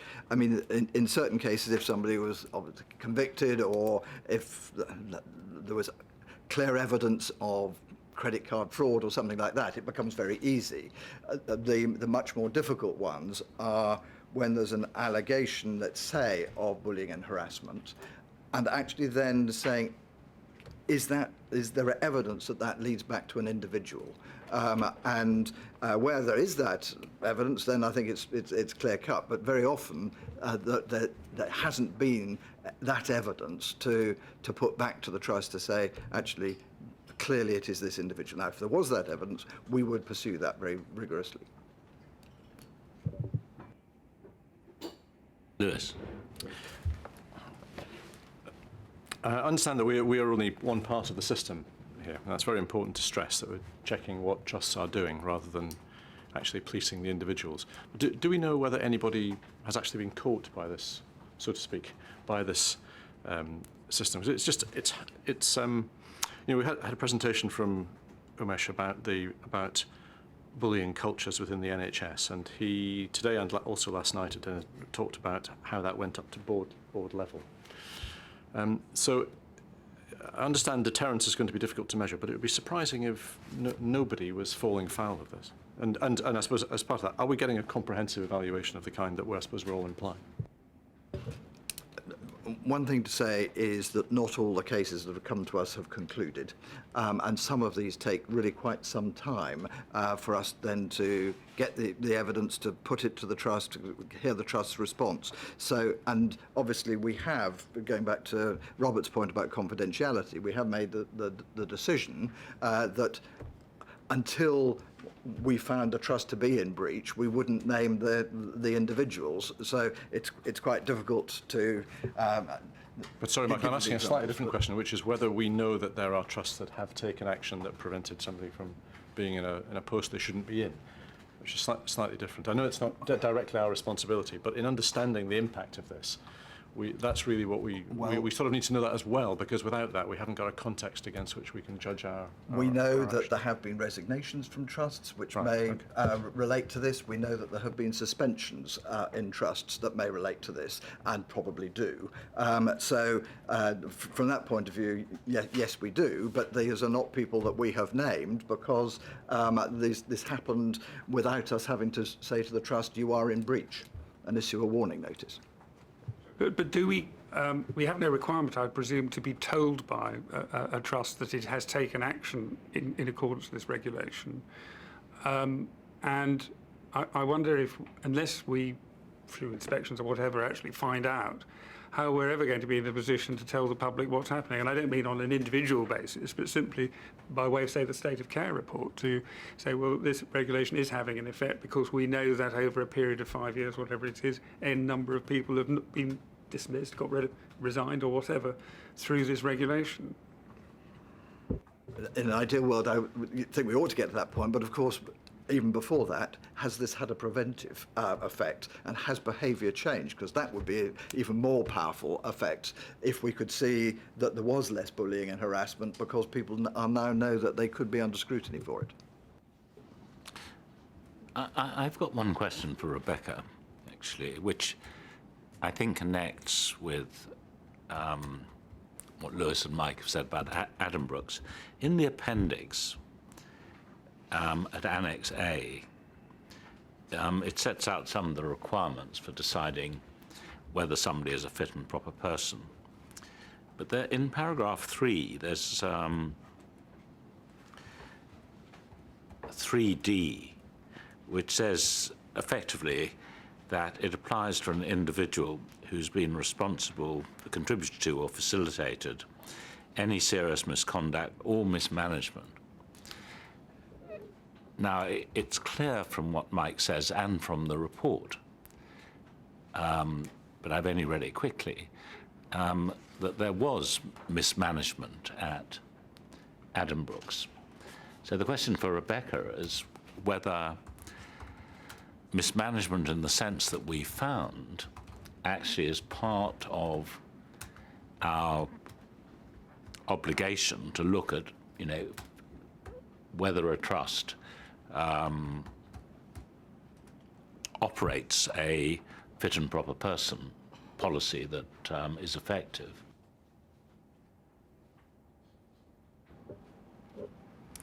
Well, I think this probably takes us back to Mike's earlier comment that for an individual to be unfit, you do have to have evidence that links back specifically to that person. So I think in the well-led domain more generally, you might have an outcome where,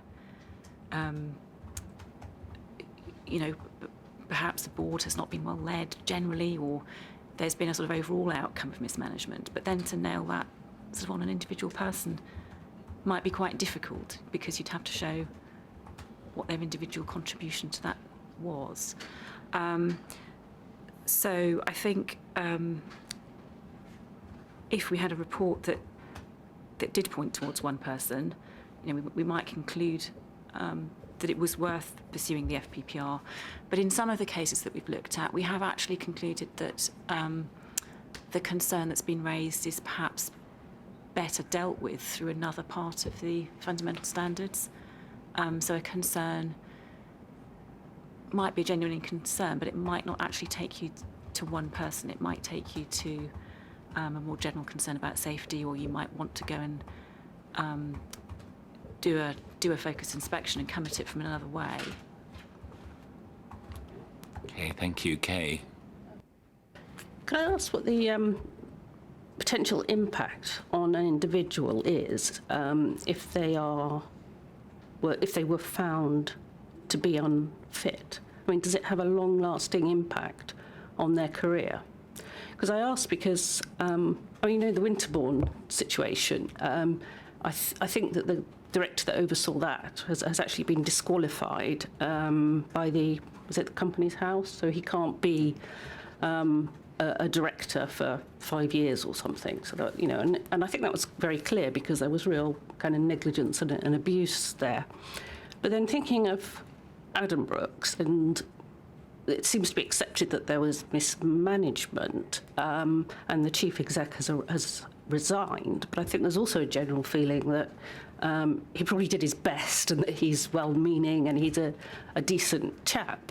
So, you know, if we were, you know, in theory, to find somebody, an unfit director in those circumstances, if that was then going to impact on them throughout their, you know, career history, I think that would be really, you know, very, very detrimental. So I'm not, you know, it would be helpful to understand that, you know, if you're found as an unfit director, what the impact was, and really to say that I think the bar does need to be quite high, really.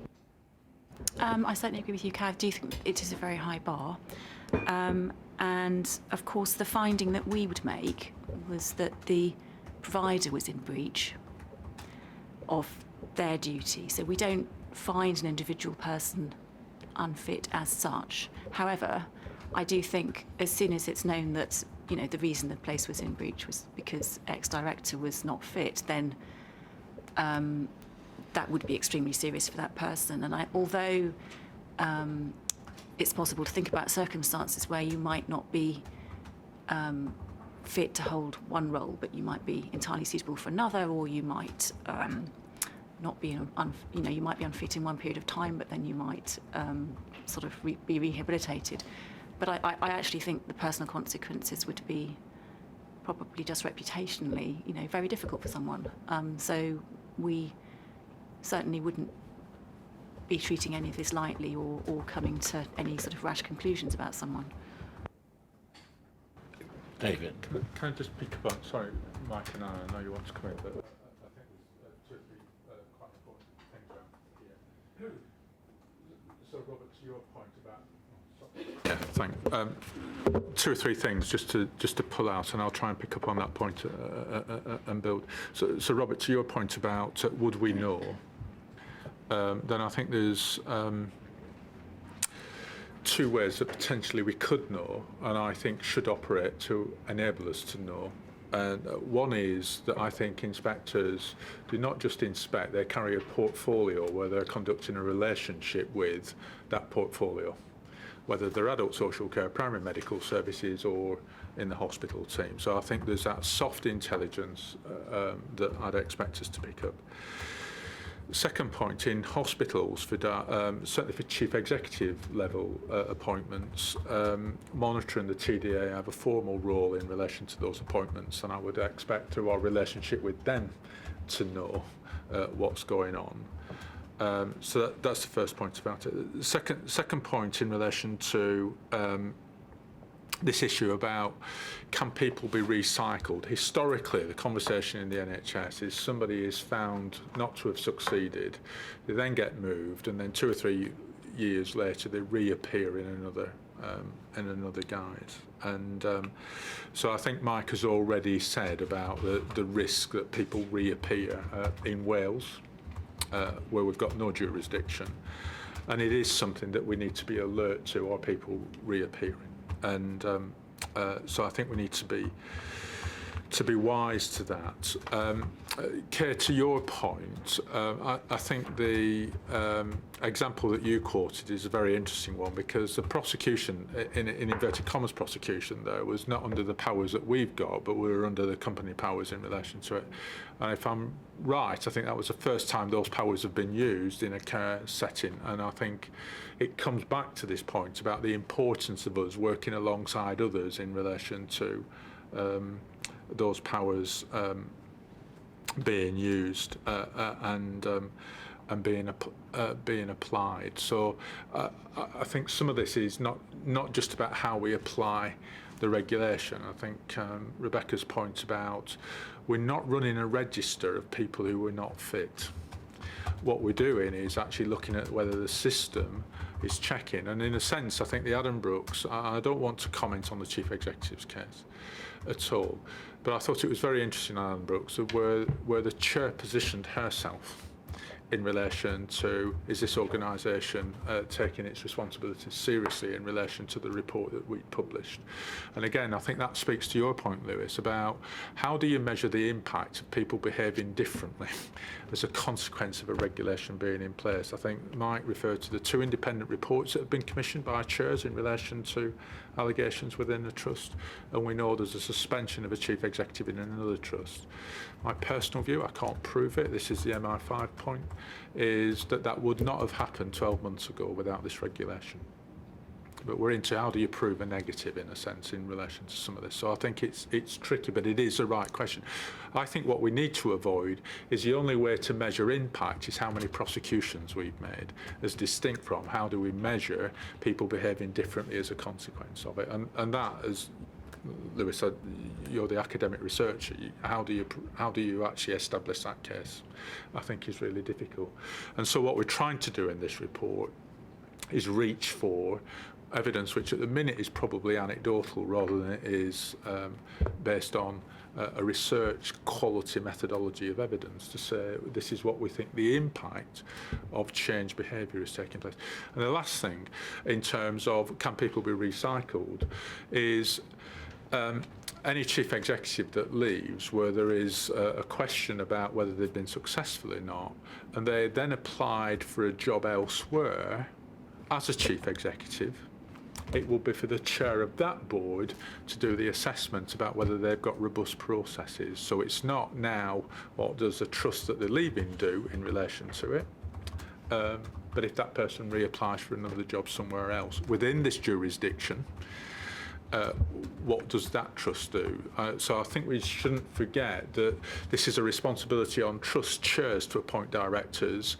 So the spotlight would go to the place that is considering the application from somebody, because we're not running a register where people have been struck off, but it is for that new employer to assess whether they've done the appropriate due diligence about that individual.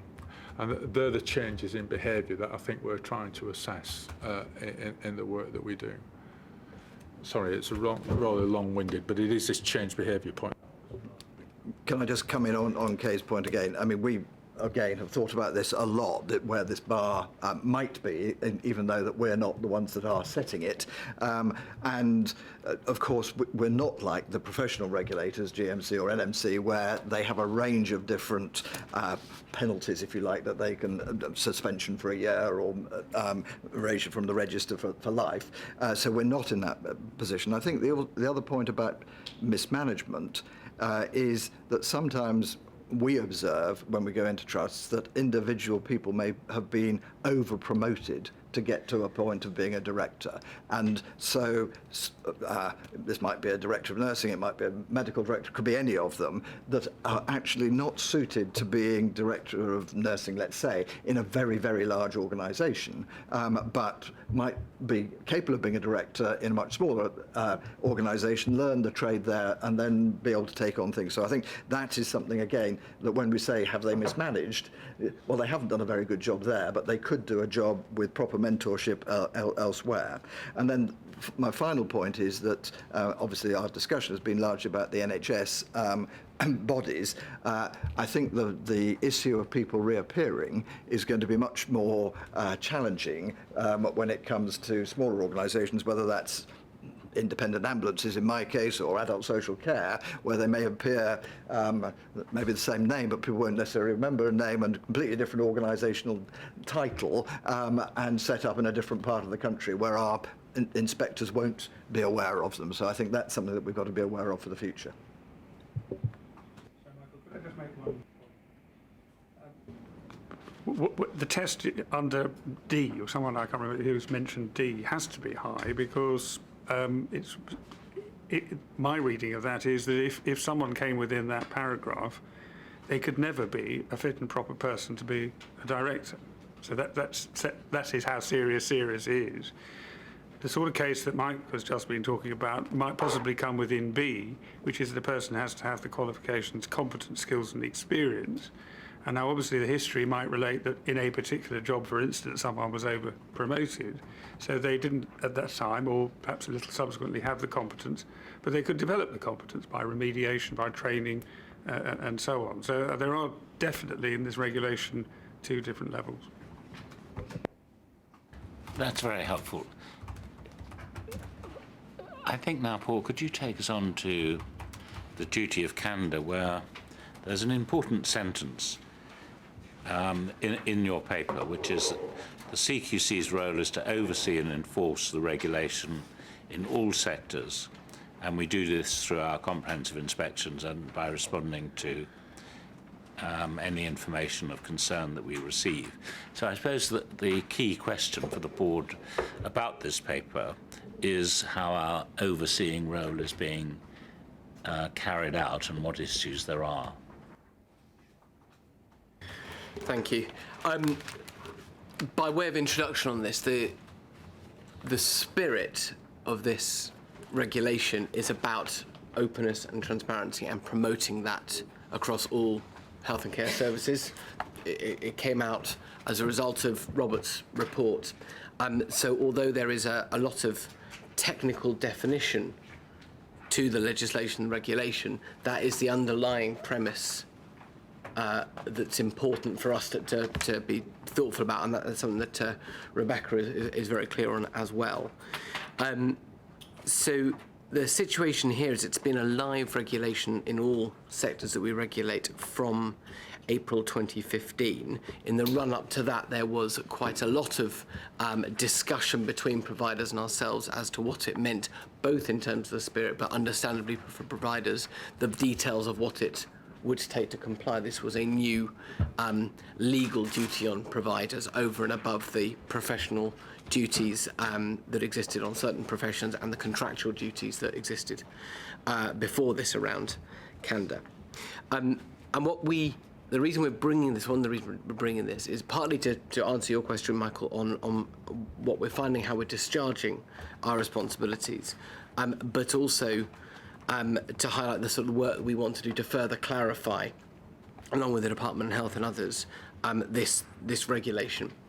And we took a conscious decision on the second part of that, not to republish more and more guidance straight away in the run-up or immediately after April 2015, but rather to have individual conversations with providers as they contacted us, and there were a lot of them.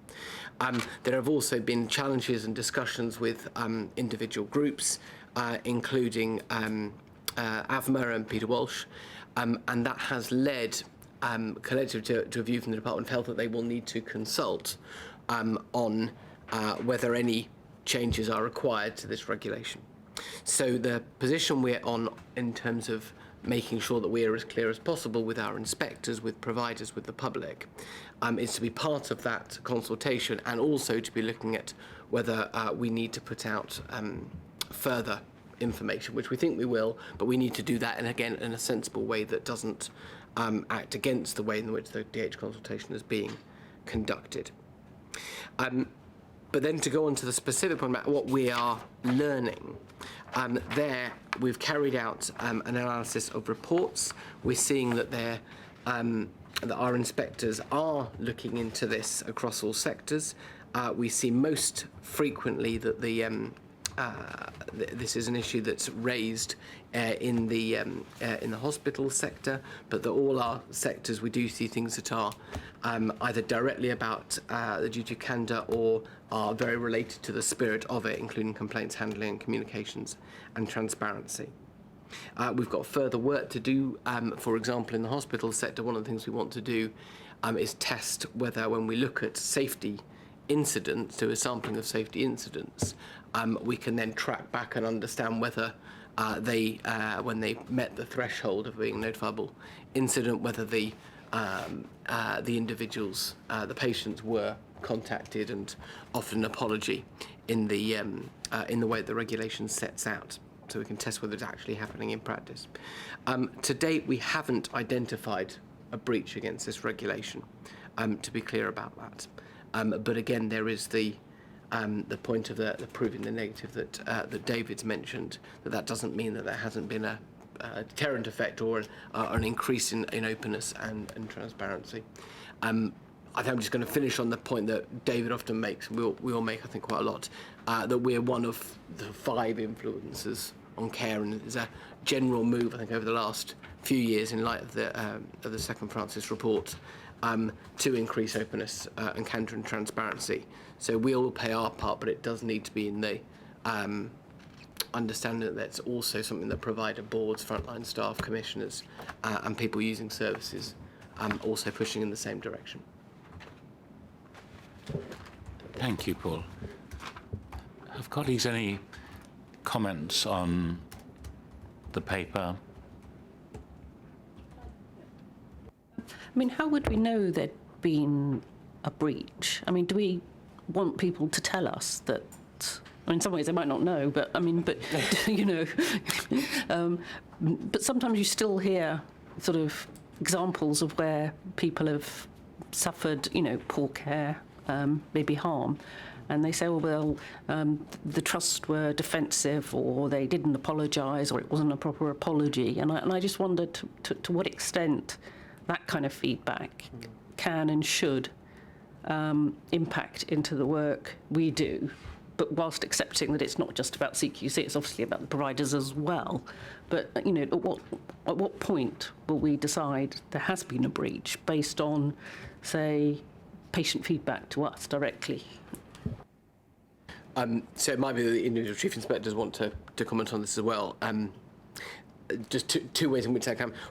One is if people do come to us with information of concern about that, then our inspectors can absolutely follow up on that, either through comprehensive inspection or reactively.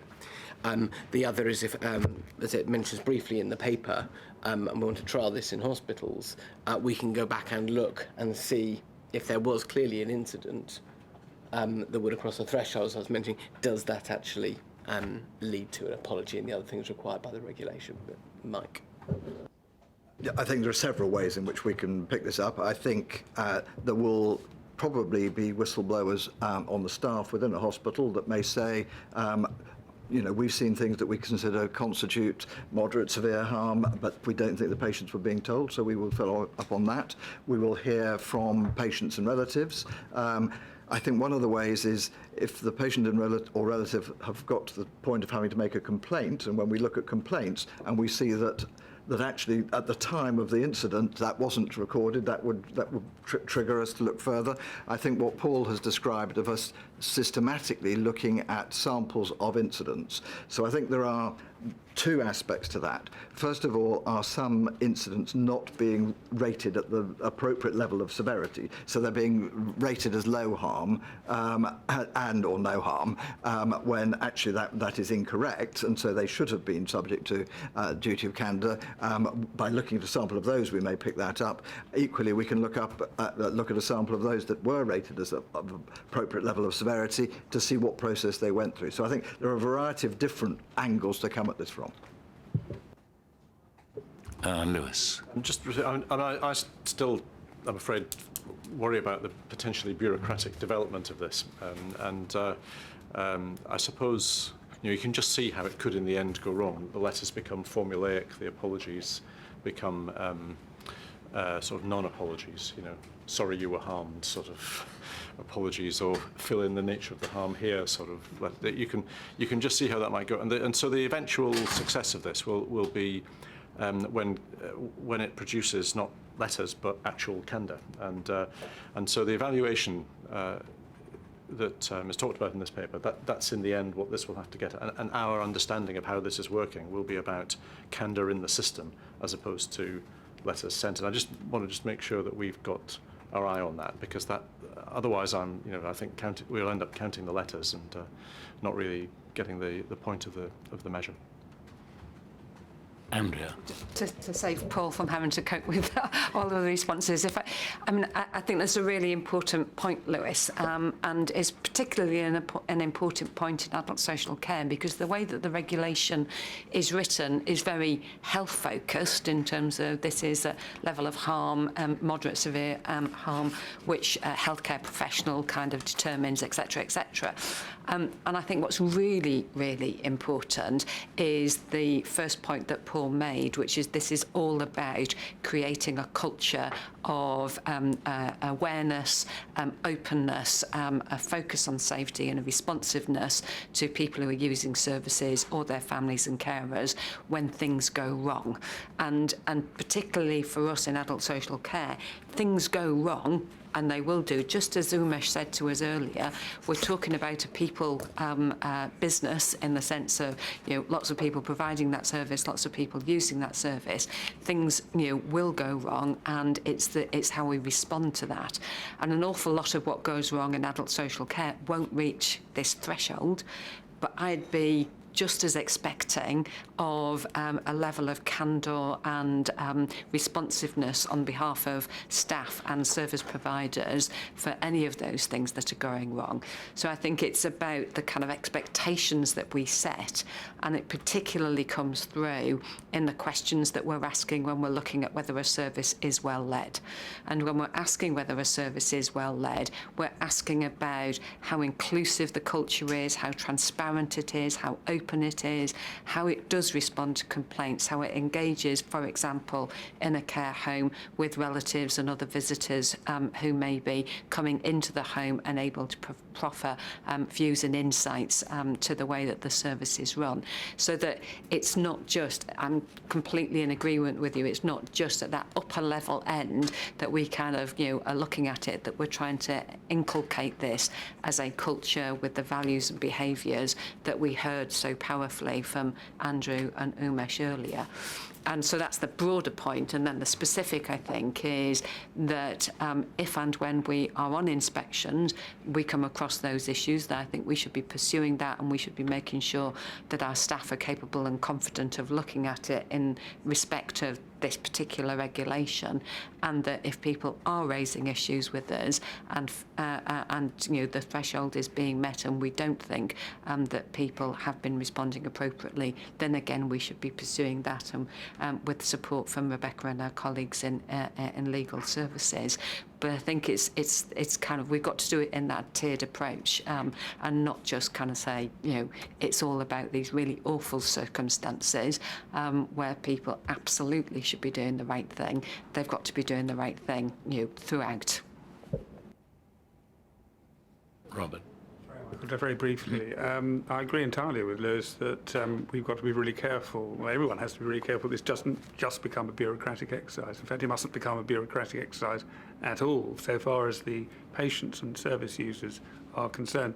It just leads me to a question really to our inspectors, which is when we are thinking about the implementation of the Duty of Candour, are we doing anything which allows us to get feedback from those who have either benefited or not benefited in terms of the patient service users from its exercise? In other words, what effect it's had for them, good or bad, and because obviously candour can be delivered in a way which is actually quite distressing or helpful, or somewhere in between the two. And I think there's potentially some learning to be had about that, which would be useful to share if we can get the information. I think that's a really good point, and it's not something that we have done at the moment. But I'd also partly put it back to trusts. Are they finding out about it? And we can certainly ask them what they're doing, but then we can look at what good practices, and we will no doubt find there are some trusts who are doing that and doing it well, and others can then learn from it, as we heard earlier. Good, thank you everybody. We now come to Lewis's report on regulatory governance. I sort of do have a question. I mean, I thought it was an excellent document. I do have a question for Lewis, which is something he raised earlier, which is this idea of the frayed rope, or the fraying rope. Because having been on a couple of inspections now, I think this is a really difficult issue, because if you look at the response of Addenbrooke's to the maternity complaint, the chair pointed out there hasn't been a maternal death in labour in the last 7 years. It's a tertiary centre for fetal medicine, and a variety of points to try and say that maternity at the Rosie Hospital is absolutely safe. So I think as part of regulatory governance, it will be very interesting to understand how you spot a frayed rope and at what point the frayed rope actually should end up affecting our judgment about safety. But Lewis, over to you. Okay, there's several PhD theses on that issue, I suspect. I'll be quite brief. So we've had two meetings since I became the interim chair. One was I reported back on very briefly last time, so that was on social care. Andrea and her team came and talked about their inspection processes, and last night we had primary medical services, Steve and his team,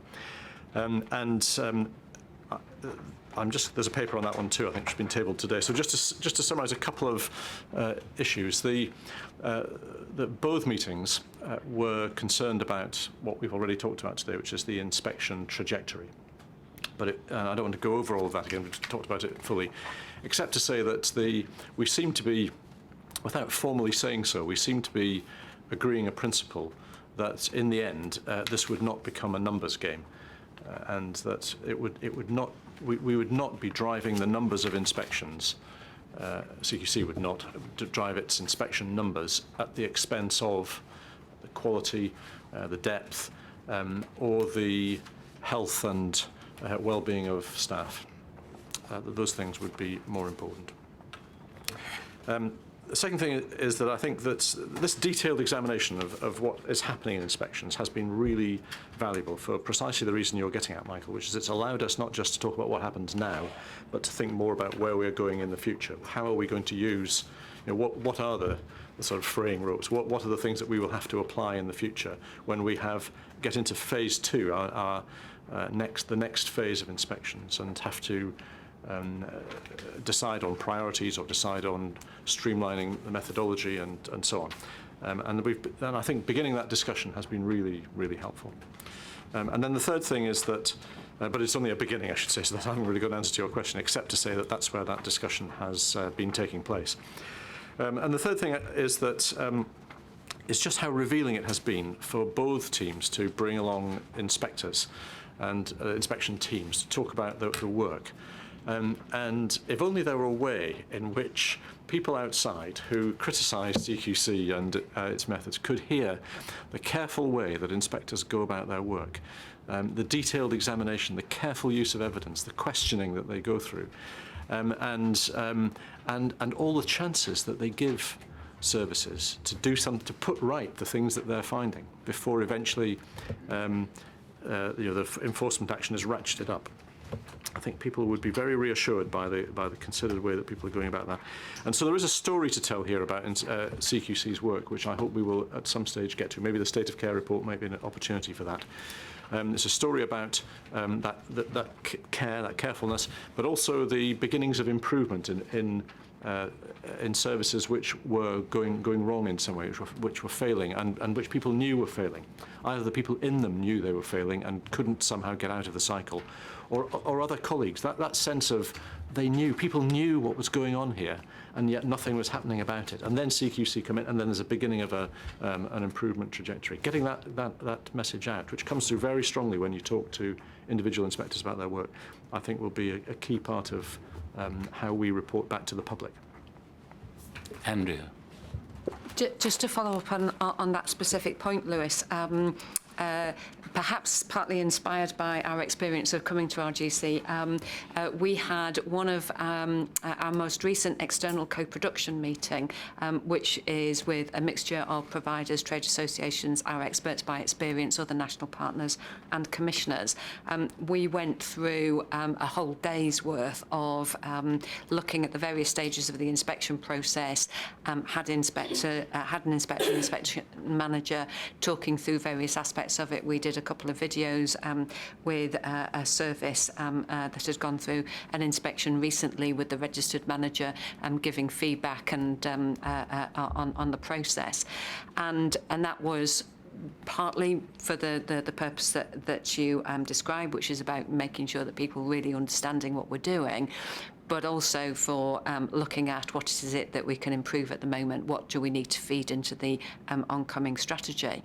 But it was everybody's collective view by the end of the day that actually the material that we'd used to create that day could be very powerfully kind of wrapped up into a wee package, which we could make available publicly to for a variety of groups, both people who are using services, people who speak on their behalf, and carers, but also providers. I mean, I was thinking it'd be a perfect thing for people to use for their registered managers to say this is, what's actually, happening. So we're actively, with Paul's teams and engagement, actively looking at what we can do with that, so that we can create something that other people can use, and we can kind of share that message a little bit more widely. So just to reassure you that we're thinking of how we can do that. Thank you very much. I'd just like to echo both what Lewis and Andrew have said. I think we ask inspectors to make extremely difficult judgments. And, I've been on the inspections I've been to recently, I've been so impressed by the standards they hold themselves to. I wouldn't like to take some of these decisions. I mean, they are, some of them are really, very borderline, but we ask our inspectors to take them. And so, as I say, I don't think I could have been more impressed by the care that, on the whole, these decisions, with which these decisions are taken. So thank you very much for the RGC report. We've now got an opportunity for our guests to ask any questions that are on their mind.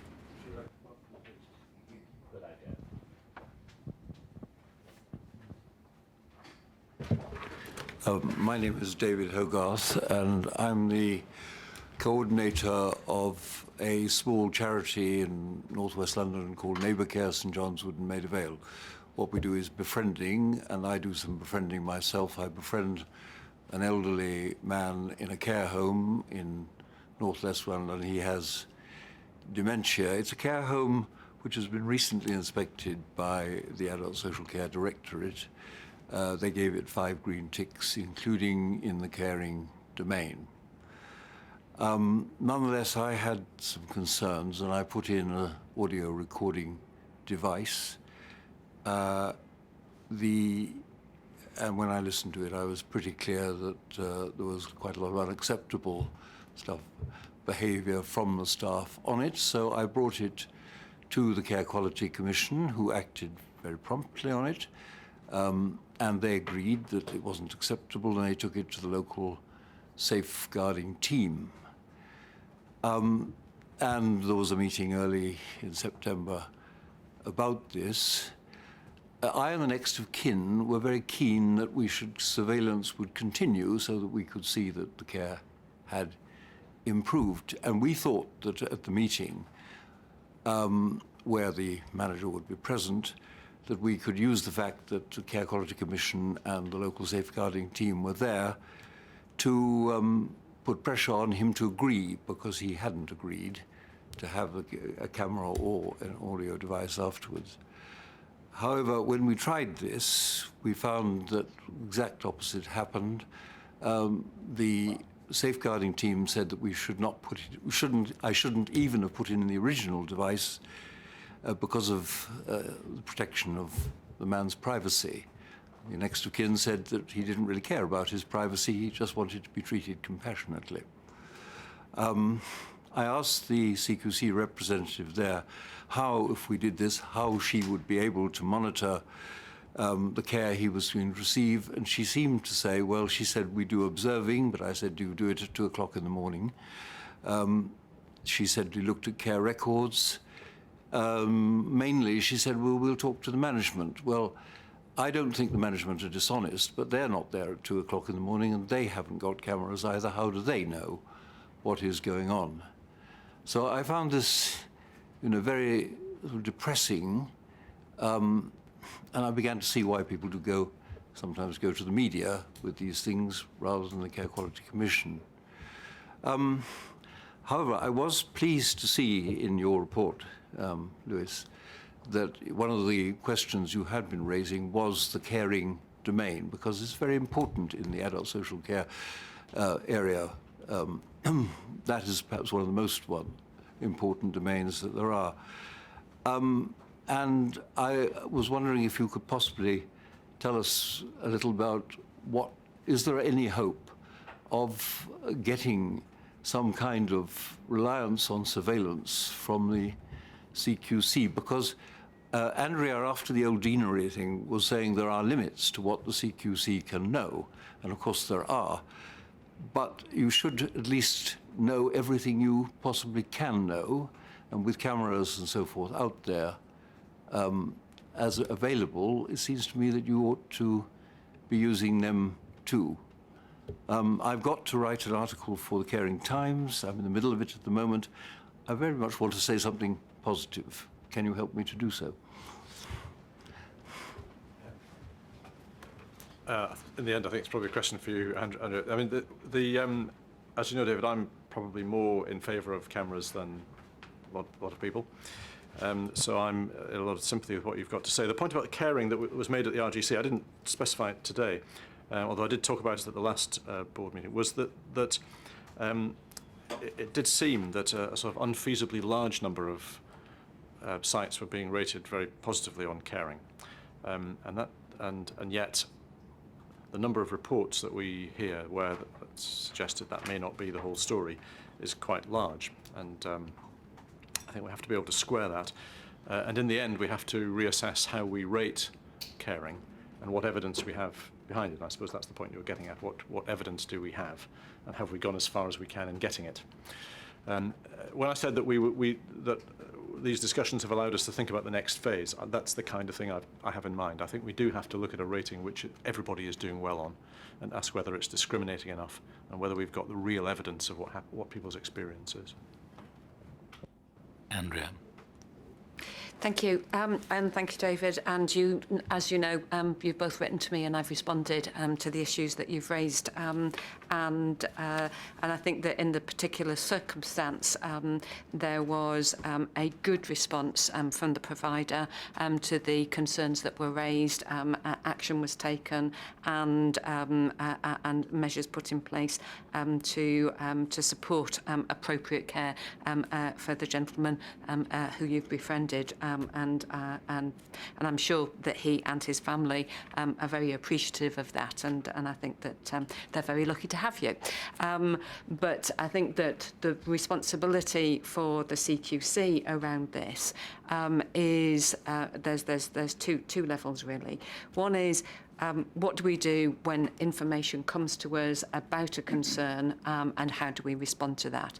And I think the absolutely critical thing is that we need to make sure that the people who are directly responsible for providing the care and for providing the support take responsibility and are accountable for the actions that are needed to be taken to sort the problem out. And that, I think, is what has happened in this case.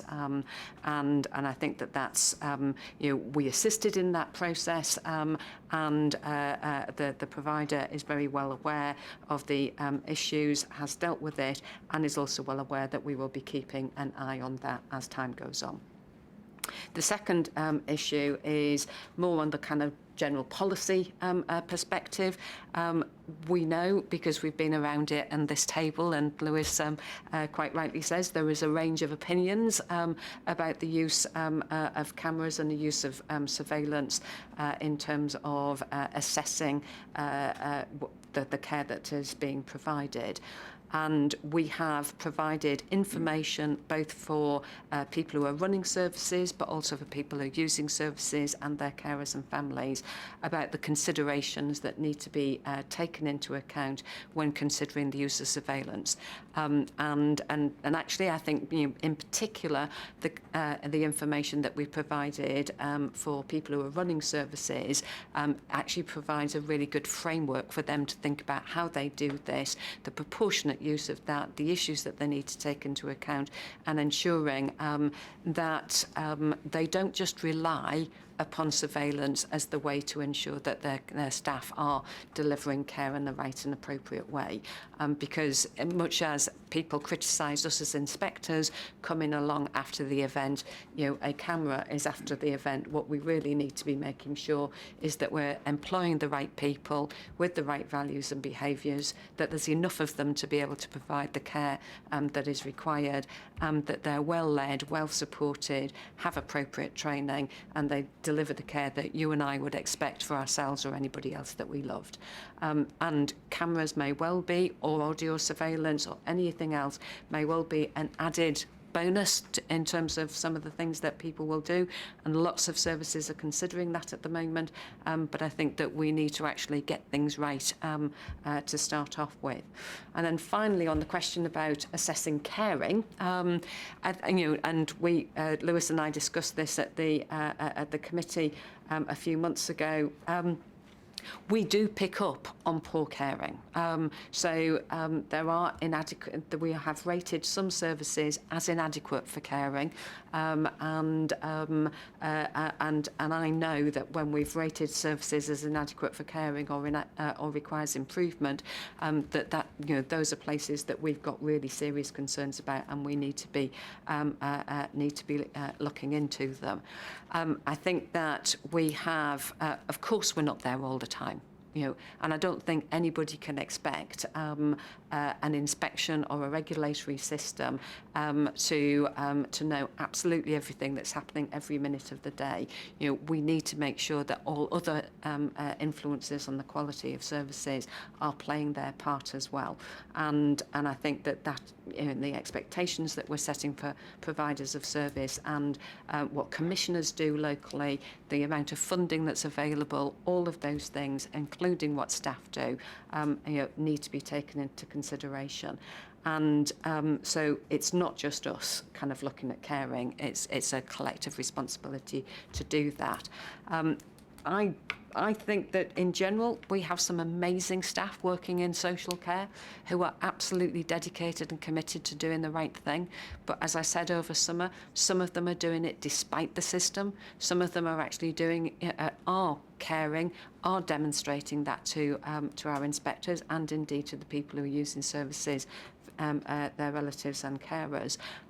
But they're doing that sometimes in a system that's not valuing them, that's not supporting them, and may well lead to some of the problems that that you mentioned, Lewis. And so that's the reason why all 5 questions are really important, and the reason why the very thorough look that we're doing through our comprehensive inspections is something that I think that we absolutely have to continue to do, and make sure as we complete our comprehensive rating inspection programme that we deliver on that, so that people can be assured of the answers to all of those questions in services, not just that specific one. Thank you very much. Do we have any other questions?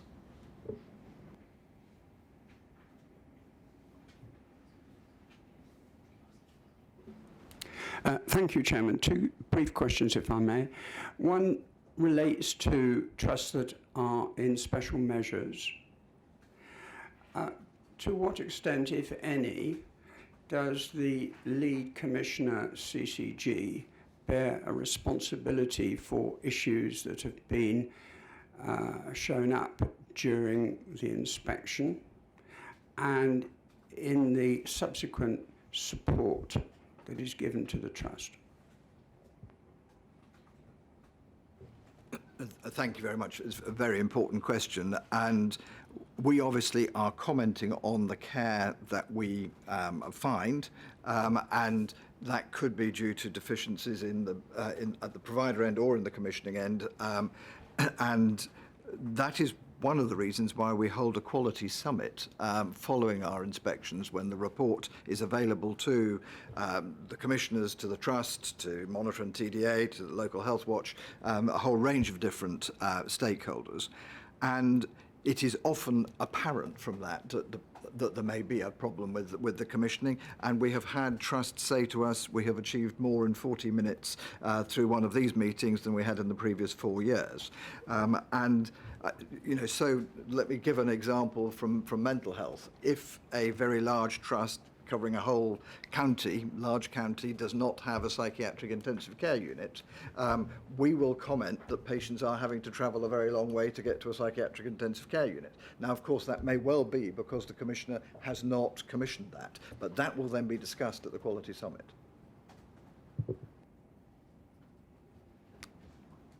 I think you said you had 2 questions. Yes, thank you, Chairman. The second question relates to data and how members of the public can obtain data from the Commission. I've tried to obtain information about the aggregated percentages for each of the ratings across the 3 fields. That is to say, 12 pieces of data. I have tried to access that through the website, through the call centre, and through a data request. And I have failed so far. How should a member of the public get this data? Paul, although I think as it happens, this data is going to be published in the State of Care report, so which is coming out in the next 2 or 3 weeks. But Paul. That's absolutely right, and we will have the data cut by our sectors. The website does allow people to download some data, but as you say, Mr. Pat, not in the level of detail that you're looking at. So it is possible, for example, if you wish to see all the general practices over the last 3 months that have been rated good, that's immediately downloadable as a spreadsheet, along with their locations and other sort of data. What we're looking at is how we can make that data in more granular detail more available to people. It's part of the systems review that we're doing, so that the data that we hold in our core systems is easily accessible, where it's obviously not confidential data, to members of the public and also providers, so they can look at what things as well. Okay, thank you. Thank you. That will be very welcome, I think, to members of the public and patient groups in particular. Good. Well, I think that's our questions from our guests or the public. I think we can now, unless there is any other business, close the board meeting. We're slightly early, and I think we should take advantage of that. We're going to have, I think we should still have the 30 minutes for lunch, but we can reassemble, if we can, at 12:15, when we're going to have a demonstration of a new piece of technology the board's going to be able to use in future to access board papers. So thank you very much for this morning. And as I say, we'll reassemble at 12:15. Just that the lunch is actually already there, because it would have been ordered for 12 o'clock. Okay, well, the lunch may or may not be there, but if it's not, it's on its way. So.